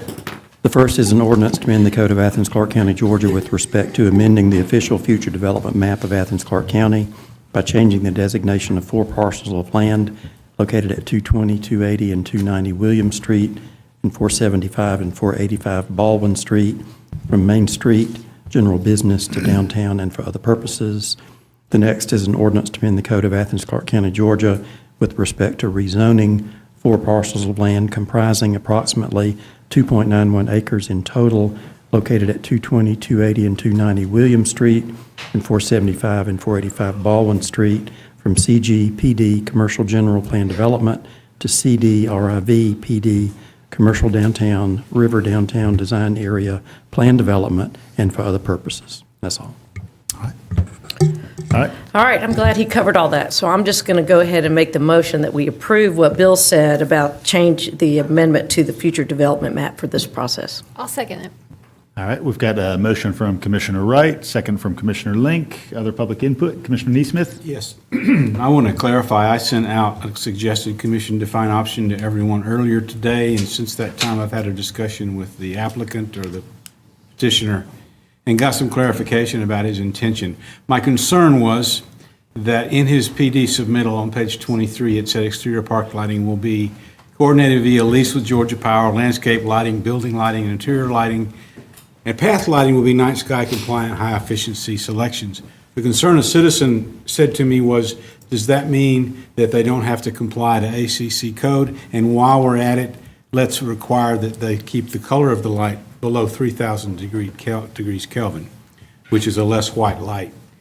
The petitioner understood that concern. Number one, nothing in here allows them not to comply to ACC code. And number two, they're actually going to go further than what we say here, what I was suggesting here, and they're going to go 2,700 degrees Kelvin, no higher than that. So these are all good things. So I'm not going to make that commission-defined option. You'll be glad to know. Commissioner Link? Yeah, I just want to put in a good word for this project and thank the developers and the architect for their sensitivity in the design. You know, this is an example of really good downtown design, vibrant streetscape. You know, they're asking for a rezoning that greatly ups the density, but they're only taking a fraction of that allowance, and they're sticking to 1 and 2 bedroom units, and they're also working with Athens Land Trust and including affordable units in the project, which this is basically an example of some voluntary inclusionary zoning. And I think that this, you know, this can be a model for establishing that kind of policy moving forward when it comes to rezones and variances and things like that. So I look forward to seeing, you know, the agreement that they come up with. And you know, I think this is a good project. All right, got a motion on the floor. Second. All right, any further commission input? All right, all in favor? Aye. And I guess that first vote was for future land use. And then I make a motion that we approve the requested rezoning. All right, motion for requested rezoning, second from Commissioner Link. Any further input? All right, all in favor? Aye. All right, motion carries. Thank you. All right, moving on to item number 20, request from James Warnes for WALCO Investments for an amendment to an existing commercial downtown zoning on 141 East Broad Street. And we're going to begin with public input. 3 minutes. Thank you, Mr. Mayor. My name is Jim Warnes. My address is 244 East Washington Street. I want to thank the commission for the change in rules. I should have done this at the agenda setting, whereby we can now speak at the agenda setting when the stuff is up on the board and we can walk through the project. I found that most helpful, and I appreciate it. with that in mind, I'm not going to give the whole spiel that I gave them, except to remind everybody that there's 4 components to this project. The first is to get it rezoned to remove the existing conditions on the project, which includes accepting the condition that there be a 10-foot setback on the western wall from the second floor up. Second thing is that the easement that's created with the condominium association is binding on this property. And so the owner is having to work with the condominium owners in order to work through those easement issues. And that also will involve possibly whatever the height is, because they're going to be negotiating quite a number of things to get all that stuff worked out. The third thing is the easement in the alley in the back to provide for life safety. And again, that involves the other surrounding property owners with a negotiation with them where they all have to come into place. And then finally, because this is in the downtown historic district, is whatever gets built on that is going to have to deal with the Historic Preservation Commission and get a certificate of appropriateness. I understand that there may be some questions about height. One of the conditions being removed is the 50-foot height limitation. The indications that we've had in dealing with the historic folks is that they don't want to approve anything more than 4 stories. At this point, we have not asked for a upper height limitation, knowing that we're going to have to deal with that. But there'll be a parapet wall on the front to hide the HVAC and the other components that go on the roof. Plus, there's going to be a green roof for this building. And so we'll just need some flexibility. But again, there's going to be 2 checks to this. One is dealing with the condo folks, and the other one's dealing with the HPC. The other question that I understand has come up is there will be a loading zone in front. The bus zone, the loading zone, and the existing parking on the street are going to be rearranged. But we're having to deal with DOT on the loading zones and the swapping of the bus thing. We've worked with Butch on the bus line, and he's more than happy with what's being proposed with that. But this is DOT, and we got to deal with them. But the question is what hours in your ordinance, the Clarke County ordinance, does not allow any loading between 10 p.m. and 8 a.m. That's in the loading zone ordinance. So, and again, I'm available to answer any other questions if anybody has. Thank you, Mr. Warrens. Any other public input on item number 20, rezoning at 141 East Broad Street in downtown Athens? All right, I believe this is in Commissioner Link's district. I'm going to ask her to kick off conversation here. Yeah, I mean, this is kind of a no-brainer project. It allows for the development of an empty parking lot on, our busy downtown thoroughfare, which is what you want. You want to see development on empty parking lots. And it is in the historic district, so I'm highly confident that, whatever does get built there will undergo vigorous review and be compatible with the surrounding buildings, our historic buildings. This simply allows the 2 buildings, the existing University Towers and whatever gets built on that parking lot, to connect at the ground floor. There will still be space between the 2 buildings that will allow the tenants of University Towers, or the condo owners of University Towers, air and space between the 2 buildings, which was part of the original zoning condition in the first place. I would like to move that we accept this. Second. All right, we've got a motion from Commissioner Link, a second from Commissioner Neesmith. Any other commissioner input? Commissioner Herod? Thank you, Mr. Mayor. When the restrictions on this were initially approved back in August of 2009, several of the restrictions were placed on there. And those are the restrictions that the applicant is wanting to have removed. I don't have a problem with removing most of the restrictions. The one that does give me a little bit of heartburn, though, is the removing the restriction on the 50-foot height limitation. And I understand that it needs to go in front of the HPC, but the application says that no specific modification to the north or east setbacks are proposed, and no modification to the 50-foot height limitation is specifically proposed in the application report. So that leaves the question of then, why do you want to remove it? And I would like to, if I could get an answer, please. Would you like a kind of dialogue with the applicant? Mr. Warrens, if you come on up.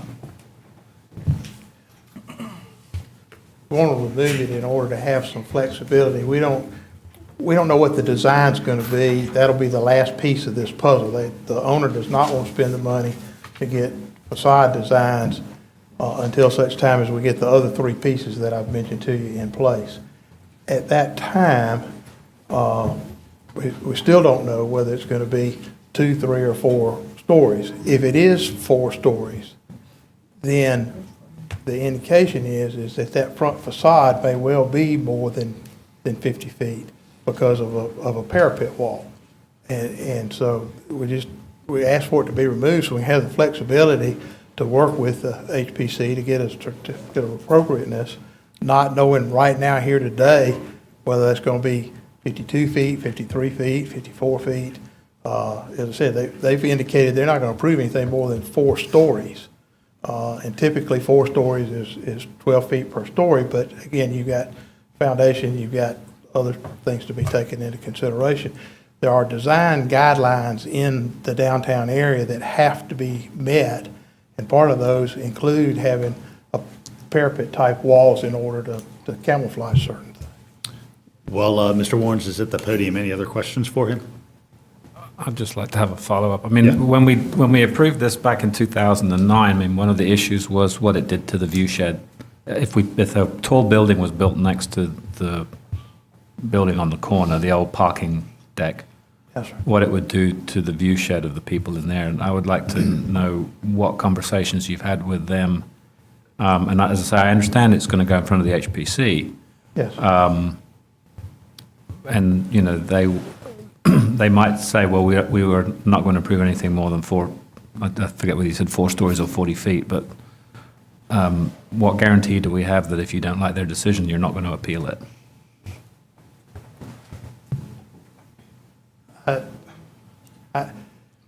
I don't know how to answer that because. That's why I asked the question. Okay, well, how do we know we're not going to appeal it? The appeal process from the HPC comes back here. So then you'd have a chance to weigh in if that was an issue at that point in time. You know why I'm asking the question. The other part of your question is what discussions have we had with them? Their concerns have been more of how much space do they have to maintain the facade of their building.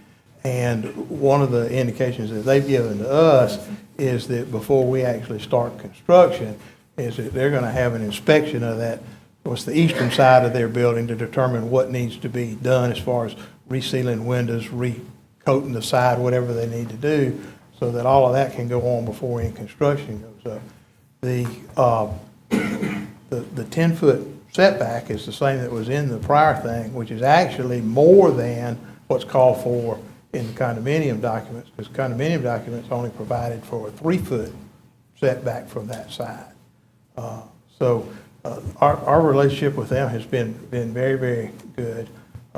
They're more concerned about how we're going to dispose of trash, what provisions we're making in the back for them to be able to get rid of their trash and so on. Any more follow-up, Commissioner Harris? Okay. Thank you, Jim. I appreciate it. Any further commission conversation? All right, there's an ordinance. Bill's going to read. An ordinance to amend the Code of Athens-Clarke County, Georgia with respect to amending conditions of zoning associated with a parcel of land comprising approximately 0.15 acres and located at 141 East Broad Street in the CDBG Commercial Downtown District with zoning conditions, Downtown Historic District, and for other purposes. All right. Motion on the floor in a second. All in favor? Aye. All opposed? All right, motion carries.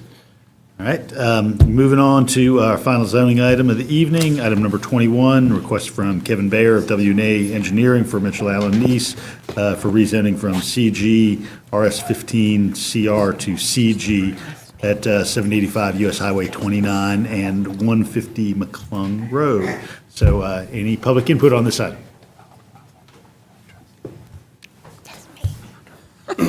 Hi, my name is Kevin Baer. I live at 1020 Christian Lane, and I'm here with the property owner, Alan Nease, to answer any questions you may have about the rezone request or the environmental areas in the back, any modifications that you may want to discuss. Thank you. All right, thank you, Mr. Baer. I'm going to turn it over to Commissioner Thornton if there's no other public input. Any other public input?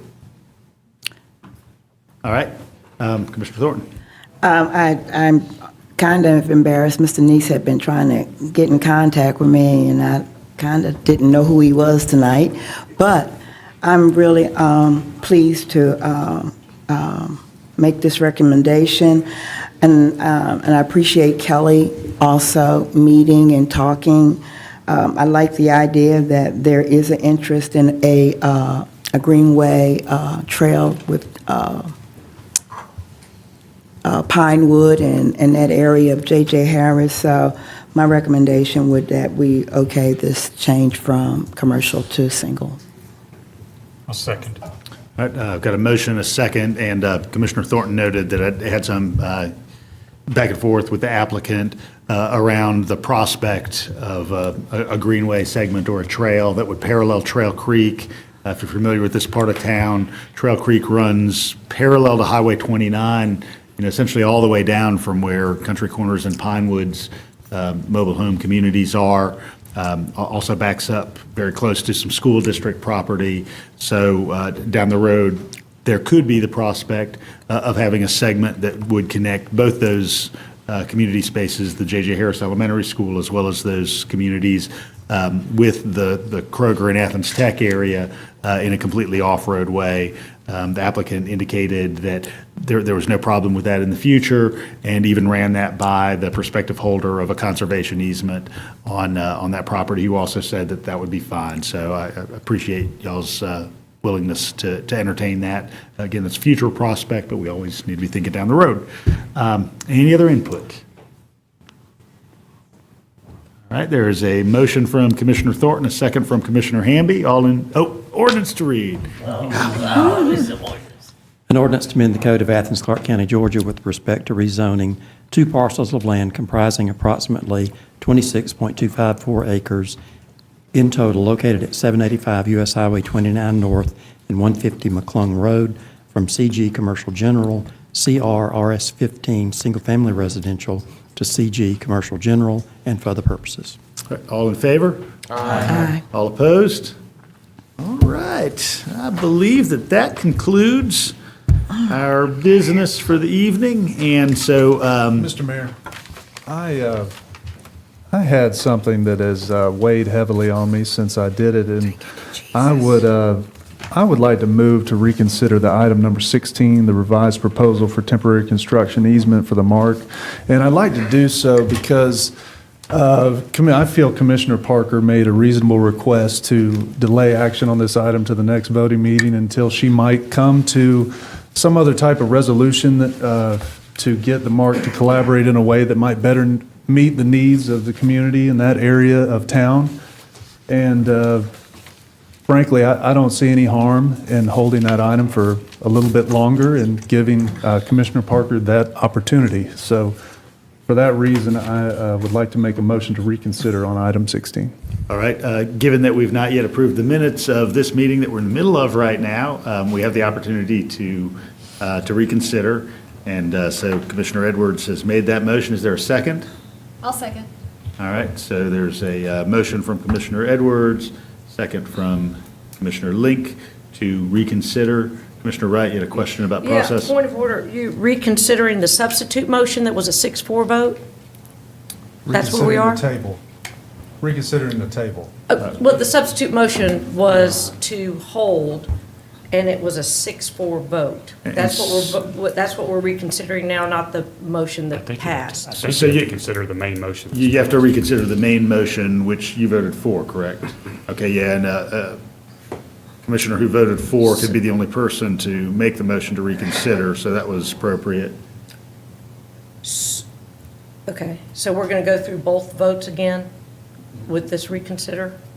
You only can reconsider The final vote. the final vote. Right. Passed.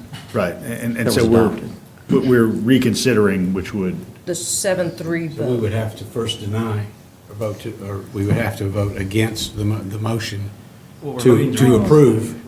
You have to vote against the motion to approve. Bill, outline this for me, if you will. At this point, this vote is only whether or not this body is going to Reconsider. reconsider the original action. And then the original action. Then the could be original reversed. action is on the floor as if there was no vote. Okay. Just brings it up. All right, so motion to reconsider from Commissioner Edwards, second from Commissioner Link. Roll call, please, Gene. Edwards, Aye. Harrod, No.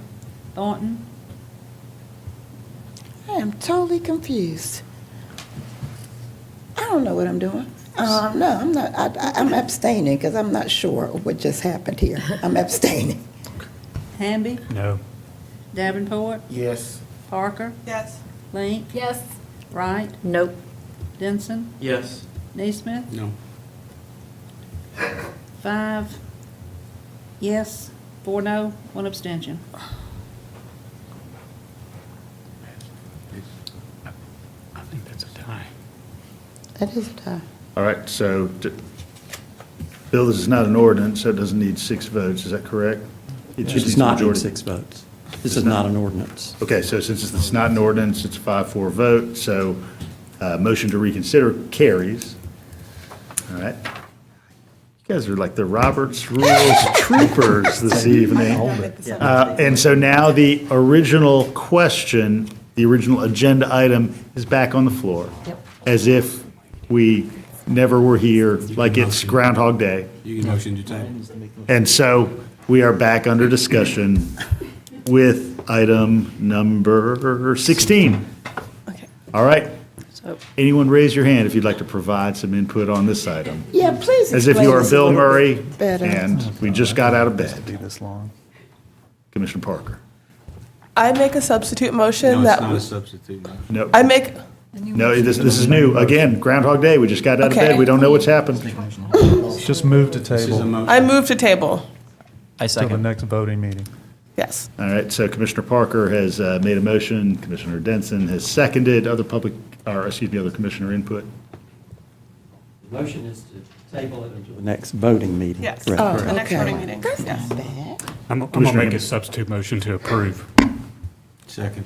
All right, we've got a substitute motion from Commissioner Hamby, second from Commissioner Neesmith to approve as presented, item number 16. Other input? All right, we're going to get a roll call first on the substitute motion. Nope.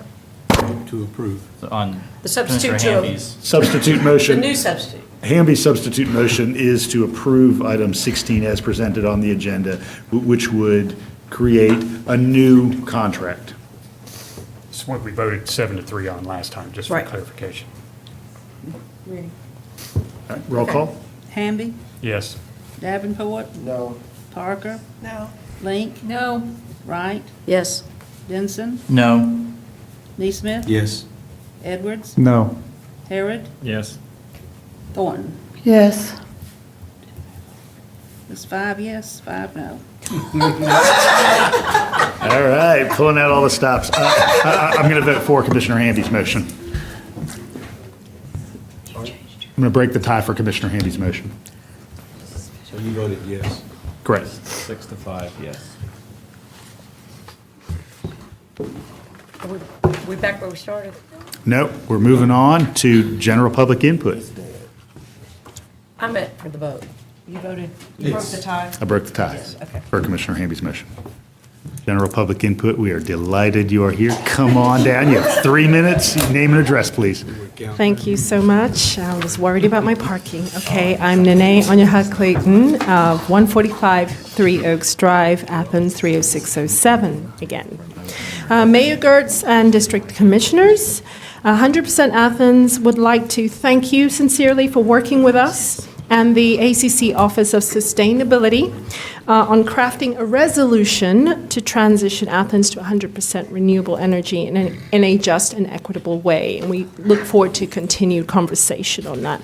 With respect to the short listing of the 2 big projects mentioned earlier in item 15, we urge you to please bear in mind the importance of fully funding smaller projects such as ours beyond rudimentary levels. This is to ensure that we are we are actually able to obtain not only our environmental and social objectives, but also the savings and economic benefits promised by a properly funded and executed project. Thank you for your careful and extensive deliberations on this matter. Thank you. Thank you.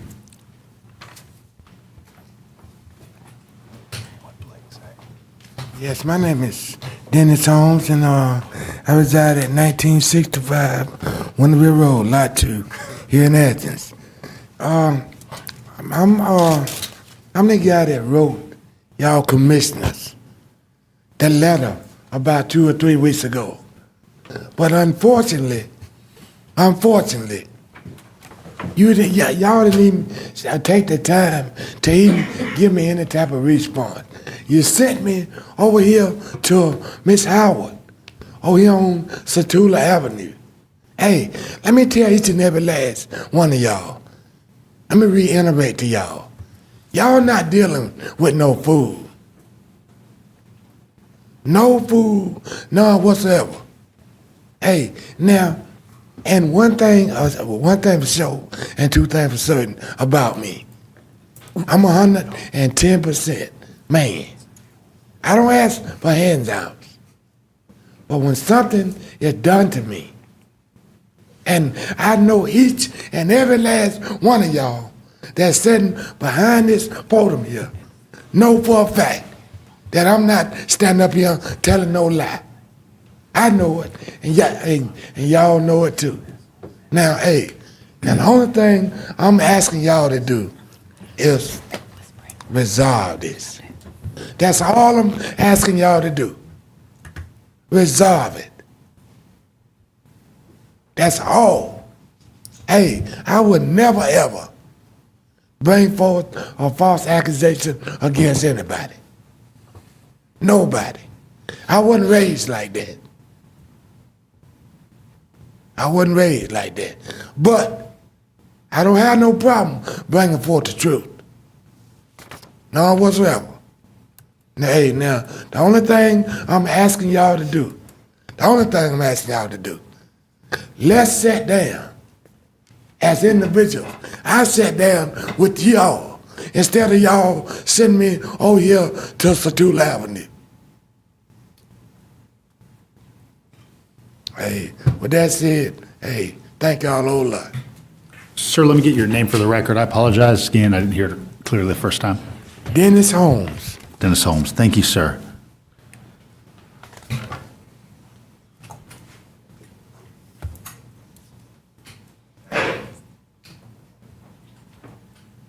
Hi, my name is Carol Myers. I live at 260 Spalding Circle. I'm here tonight to speak in support of Athens-Clarke County Communications Center handling all 911 emergencies. By reading from a letter that a frightened parent wrote concerning the emergency medical responses his 6-year-old son has received. He fears retaliation from coming forward, which does not speak well of our system, but he will be reaching out to some of you very soon. I'll read the first part, and Sam Raffel will read the rest. Dear elected official, my wife and family live in Athens-Clarke County. We moved back to Athens in January of 2018 with our special needs and medically fragile son, who is 6. Unfortunately, we have had the need to call 911 for medical emergencies on 7 occasions to date since January 2018. My son suffers from intractable epilepsy with status seizures and has a history of respiratory failure during seizures. He has been intubated after seizures on several occasions. I say this to state the obvious. My son's seizures present an extraordinary danger, which requires immediate medical intervention beyond what can be given in our home. National EMS has responded to each of our 7 calls within an unreasonable time period. Several calls exceeded 20 minutes, and I do not believe any were under 15 minutes. They have, on at least one occasion, responded to our medical emergency without lights and siren. Further inefficiencies and confusion come from the need, incredible in my opinion, for each 911 caller to present the location, name, and details to 2 separate unrelated people. Once to the ACC 911 dispatcher, and again to an employee of National EMS. When we call Athens-Clarke County 911, we state our emergency and then are transferred to National EMS, wait for the ring, wait for another person to pick up, and again have to explain my child's emergency. This is beyond belief.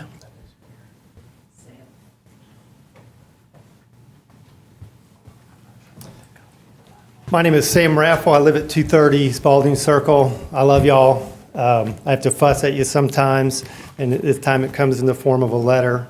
I'm going to pick up where the frightened father of a medically fragile 6-year-old describes our current dispatching system as beyond belief.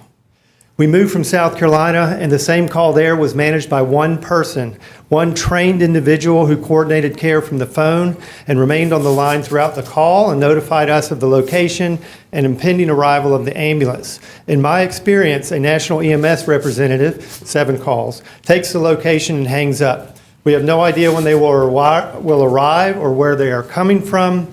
Our experience indicates that the ambulance must be coming from some distance, thus aggravating the worry of the situation. Where are they is the refrain my wife hears from me over and over as we are holding our son, monitoring his breathing, nervous beyond words, panicked that his airway will be compromised. Where are they? I have had to call back on several occasions to find out where the ambulance is. The delays in getting EMS to our house presents extreme hardship to my family. It creates incredible anxiety, and we are constantly in fear of the need to call an ambulance. Do not get me wrong. I'm thankful for EMS, but I know we can do better. I know that collectively we can find a better way to manage 911 medical calls. We have had some excellent personnel, really good professional responders. We've also had other teams that appeared woefully inexperienced. I'm concerned that National EMS is not responding to our calls with the seriousness that they deserve, maybe a priority 2. I'm stating our experiences so I can be a part of the solution, whatever that is. I know that we can do better. We have every possible intervention at home. We have emergency meds, O2, CPR training, but unfortunately, we must have the assistance of an ambulance for our son on a somewhat regular basis. A parent's worry turns to panic at the thought of these delayed ambulance responses. Every second counts. I can assure anyone who wants to know the absolute life and death terror of sitting helpless in a room with your child and not knowing where the ambulance is. Most seizures stop on their own. However, many require immediate medical intervention. At these times, my son needs timely, professional, and highly trained emergency medical assistance. I will do anything to assist our EMS system to rise to the level of performance that our families pray for. Families of special needs kids rely on other people to help us. This is just a fact, whether we like it or not. I like to do everything myself, but my son's care necessitates the needs for my wife and I to ask for help. If I could stop my son's seizures or provide respiratory support, I assure you I would. But I cannot do this. I do not know how. I need help. So with utmost humility, I'm asking for help to please provide better emergency medical services to my son. And here's an unfortunate statistic. If National EMS responds to the next 56 calls, emergency calls to this family's house in a timely fashion, they will almost meet the response time standard set out by their contract. Almost. What are the chances? Thank you, Mr. Raff. Thank you. Thank you all. Chris Dowd again, 188 Northview. I just want to say that I support combining the 911 calls into one agency, so you don't have to say or call twice. That only makes sense, and it is about public safety. I ride a bike, so you never know when you're going to need an ambulance. And then about the 100% Athens, I definitely support that as well. So I'm so glad that's in the goals and objectives. I don't think, and about the SPLOST, we definitely need that in there too, because it's a 9 or 10 year SPLOST, and the 100% Athens window is like 16 years or something. So I don't know how we're going to get the money without that being in the SPLOST to do that 100% renewable energy. And the last thing I wanted to talk about was the unpaid inmate labor. I saw that there was a proposal to raise that from $0 to $4 a day, which of course is not great. I wish we could do better, but if that's the best we can do, I think we should go ahead and do that. It might mean the difference, like maybe they can get something out of the vending machine, at night. Maybe they can call their family. So I think it will make a difference. I wish it could be more, but it's just a little. I mean, to me, it's a little shameful they won't pay them at all. And we're one of only 5 states that do that. So I think it's important to try to fit that into the budget, just so we're not, one of 5 very shameful states, that have a very shameful history that we need to move past. Thanks. Thank you, Mr. Dowd. My name's Stephen Kozlowski. I'm at 120 River Oak Way. I just want to thank you all for the opportunity to speak this evening about traffic calming and pedestrian safety measures that have been proposed by a recent traffic study that was conducted in Riverbend East in the wake of a pedestrian tragedy. Our neighbor was killed just before Thanksgiving. In the wake of the tragedy, let's see, I just said that part, sorry. The recommendations of the study seem like an important first step to enhancing pedestrian safety.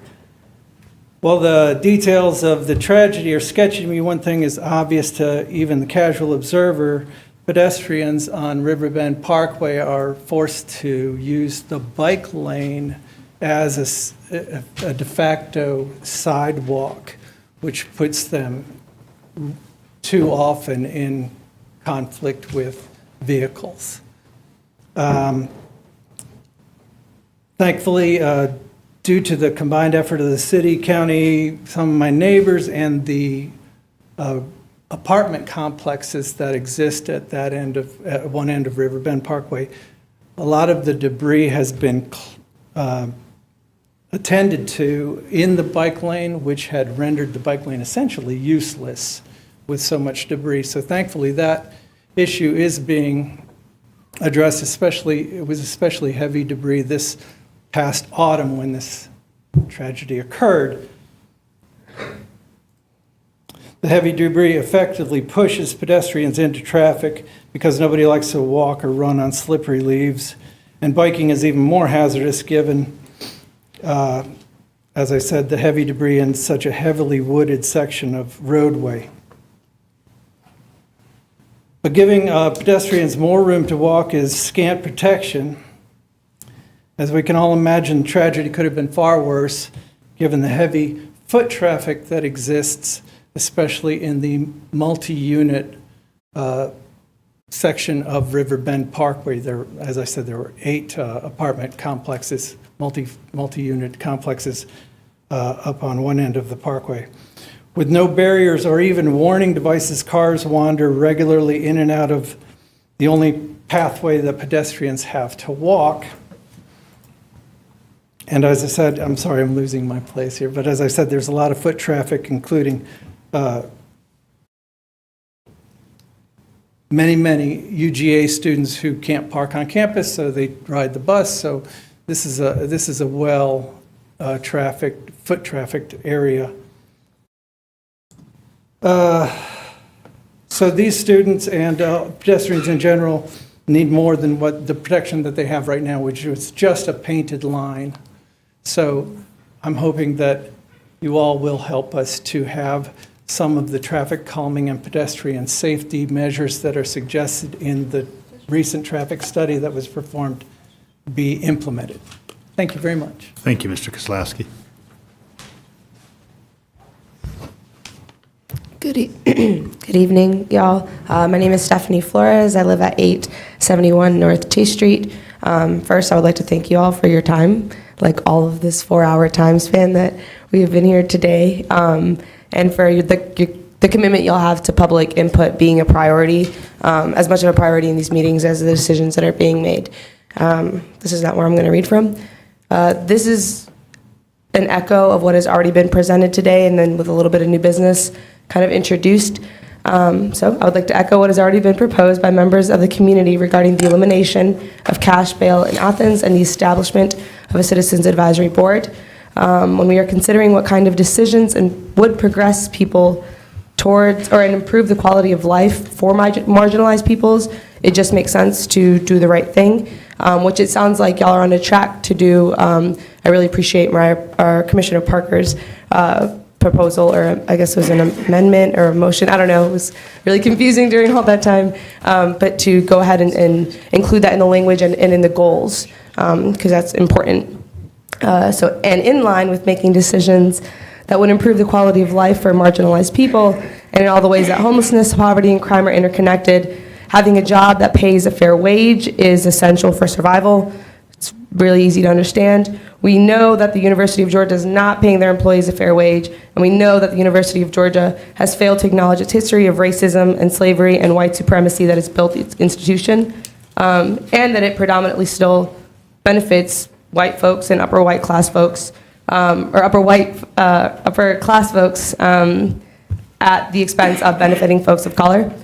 So I ask that the commissioner and that Mayor Gertz consider the ways that turning a blind eye to injustice that's happening right next to us and inside of our community, that doing so perpetuates further injustice in Athens.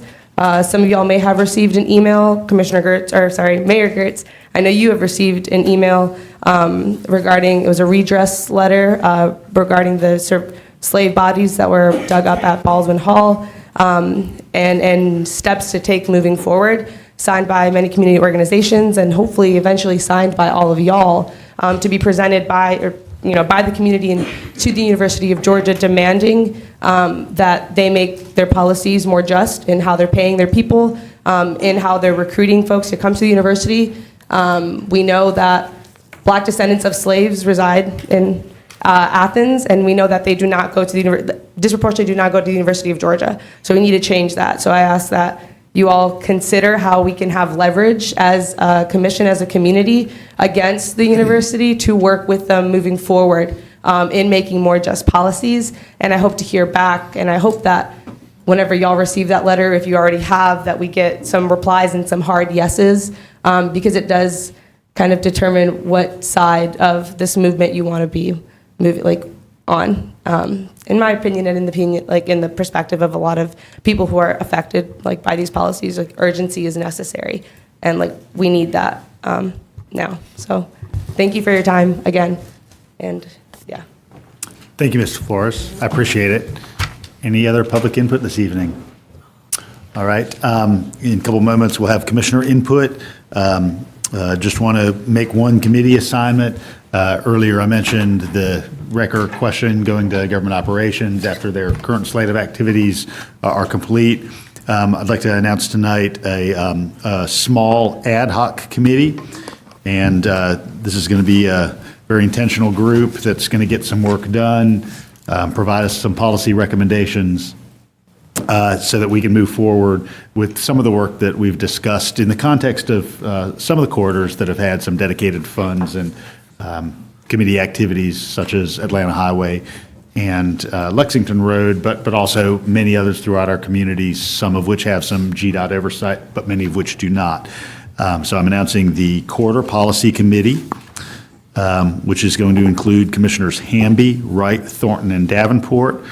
And their charge is to develop policies and practices for collector and arterial roadways that are designed to enhance safety for vehicles, pedestrians, cyclists, and other users, reduce vehicular speeds, and create visual enhancements, particularly planted areas.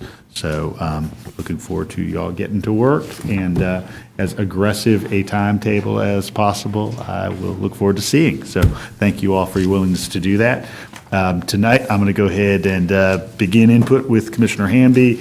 We'll move around the room to Commissioner Davenport. And I didn't know if you had designated a chair for that. Somebody that's going to call the meeting. I'll let you designate from within. Oh, that's great. So I don't have much tonight, but in the same vein as the corridors the committee that you just appointed, I'll go ahead and thank in advance Drew Ressler and Chief Spruill on attending a Timothy Road corridor meeting tomorrow night at 7 at the Unitarian Universalist Fellowship of Athens, if anybody's interested. So hopefully it'll be a good discussion.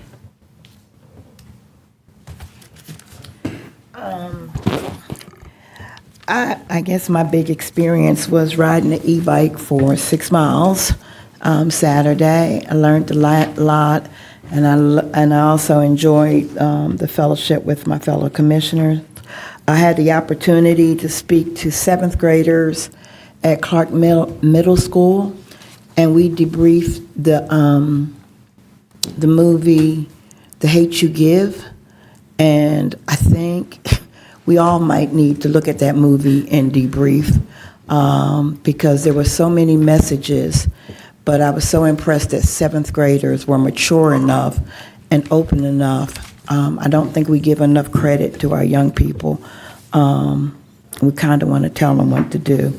And the last thing I want to say, we talk about criminal justice reform and the role of the police and police advisory, but we had a killing in Bethel Homes. So we need to also address the crime. I don't want to say black on black crime. Yeah, I'll go ahead and say it, black on black crime, because we have a lot of people, a lot of black people killing other black people, but we're not talking about that. And that's just as important as the issues that we see in our police department. So I hated to close out on a negative note, but I think it's positive because I want to put it out there and put it on, because if we don't say it, we're going to ignore it. And if we ignore it, we're not going to do anything about it. Thank you.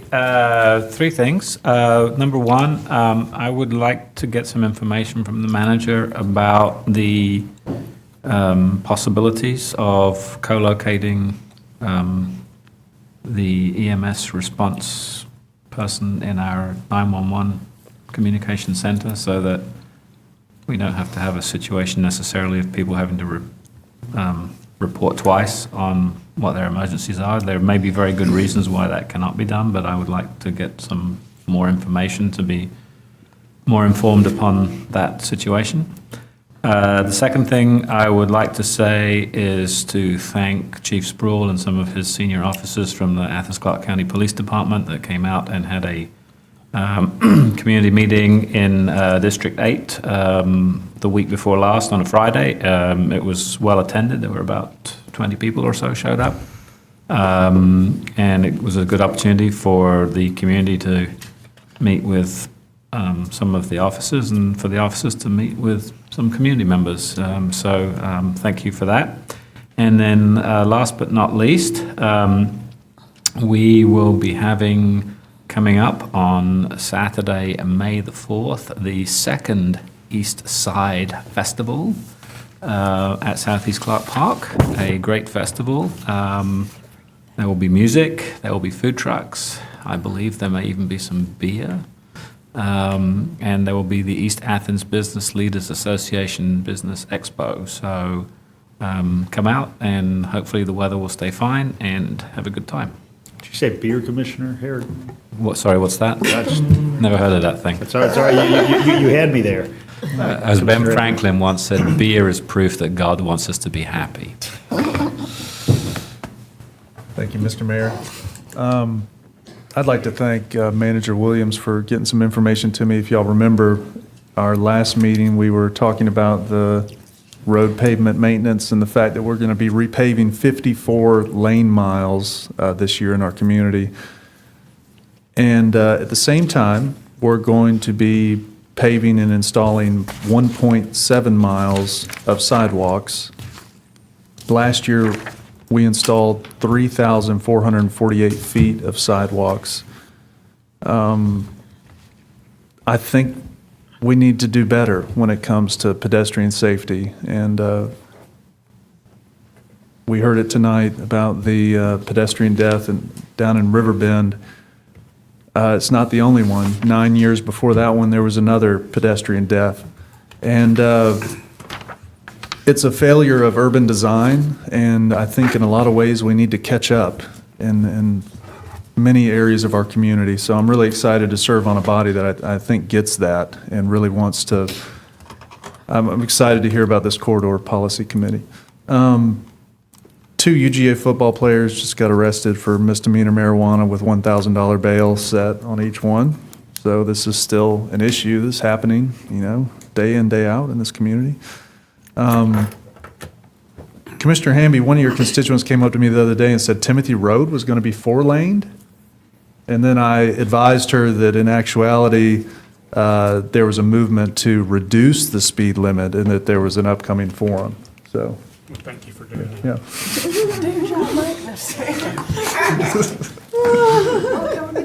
I'll be the first to announce. I'll be the first to announce that Timothy Road is not being 4-lane. Thank you. I am right about that. I have nothing else. Thank you. One less problem. Jerry. Thank you, Mayor Gertz. And first, I just want to thank everybody who came to speak to us and gave us input on all the different issues. I greatly appreciate their input. And I want to voice my support for creating some kind of police accountability commission. I'm glad to hear that's happening. One of the signs said that the police accountability commissions help the police, and I think that's been shown true in other areas that have these. I will back Commissioner Harrod on wanting just more information about the 911 system. I would love to see that provided to the commission. And also the possibility of, we're coming up on Earth Day this month, and I would love to have this commission officially sign a resolution saying that we support 100% renewable energy for the county government, as Mayor Gertz already did for himself, but I would love to see that come from this body. So maybe we could possibly see if we can pull that together for our next meeting. And last but not least, a friendly amendment to my comments that I am always still happy, Commissioner Neesmith, to sit down with coffee or a beer for you and still talk about public transit and fare free transit. So we'll still make that happen. Maybe we can have that resolution when we vote on Commissioner Davenport's commission defined option that he's patiently waiting for us to vote on. I wanted to thank those who helped put together the St. Patty's Day Festival. It was a hit. Everybody worked really hard. I think it was fast-tracked, and I appreciate everybody in the government that helped, everybody that was out on the streets showing their support for it. It was a beautiful day and a very festive festival. On that note, Mayor Gertz, I was hoping that you would consider assigning to committee or seeing if we can look into sort of a trial open container defined area in a festival to where we could look at, instead of people being confined to a beer tent and not be able to go to the stage for the music or cruise the arts and crafts tents, or visit the various stages if it's AthFest.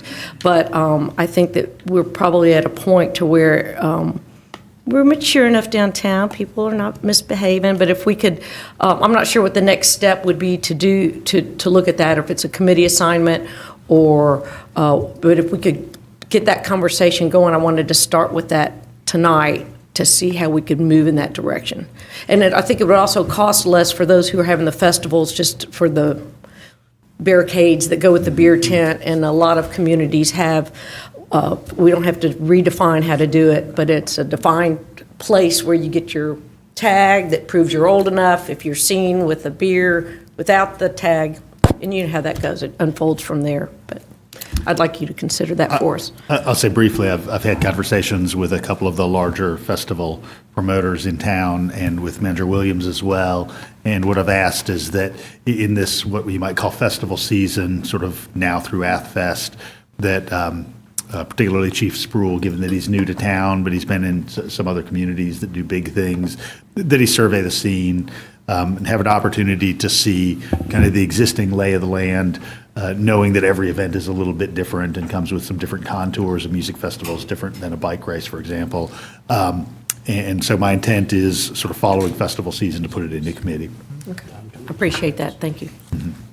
I would like to thank the folks that led us on the bike ride down the Firefly and the Greenway and down the bike lanes on College Station Road. I don't get to ride a bike very often. I have vertigo, so pedaling kind of throws me off. So being on an e-bike was great, and being on those off-road trails and that bike lane, it was pretty pretty comfortable, especially being in a group. So, thinking about that moving forward and increasing our trails and our bike lanes and sidewalks. I mostly get around by foot. I don't get to bike very often. And I can't really get to the Greenway or Firefly on my bike from my house because I have to go through some pretty trafficy roads. So I really enjoyed that opportunity. And I want to thank Chief Spruill for his meeting last night at H.T. Edwards. We had one of those community meetings. And I found him to be very open-minded to some of this criminal justice reform stuff that we're talking about. I wish that some of the folks who had come here tonight had shown up to that meeting. There weren't any of those folks there. And I feel like this meeting was pretty well publicized. I certainly put it out through my social media and posted it on neighborhood listservs. And, it was a lot of the usual suspects, older folks from the surrounding H.T. Edwards community. So I really want to invite, folks in the community to come out to these events when the chief does offer a public dialogue. I feel that it's really important to have that public dialogue. So I hope that folks will pay attention to any of these upcoming meetings and show up. I have nothing to friendly amend other than thanking those who came out tonight for speaking to us. These are long meetings for us, but we're getting paid. So imagine for those of you who come out of just sheer caring for the community, it must be doubly long. And so I appreciate you all being here. You get paid. All righty. Barely. First, I would like to give a shout out to Deborah Lannon. Congratulations to being accepted into the League of Managers. And also a shout out to Miss Stephanie Maddox for getting engaged. Yeah! And just highlight, speaking of Meet the Chief, District 1 is having one April 25th. So if anybody who didn't make it, please come out. It will be at Cornerstone Church off of Lexington Road in the best district in Athens-Clarke County. Winterville Marigold Festival is next weekend.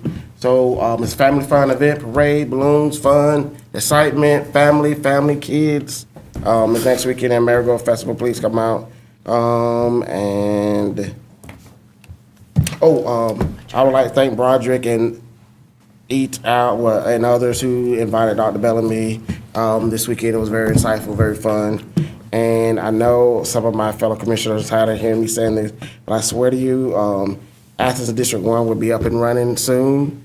I promise. It just, with time and schedule, it's been a nightmare, but constituents of District 1 will be able to get a newsletter and find out what's going on. That's it.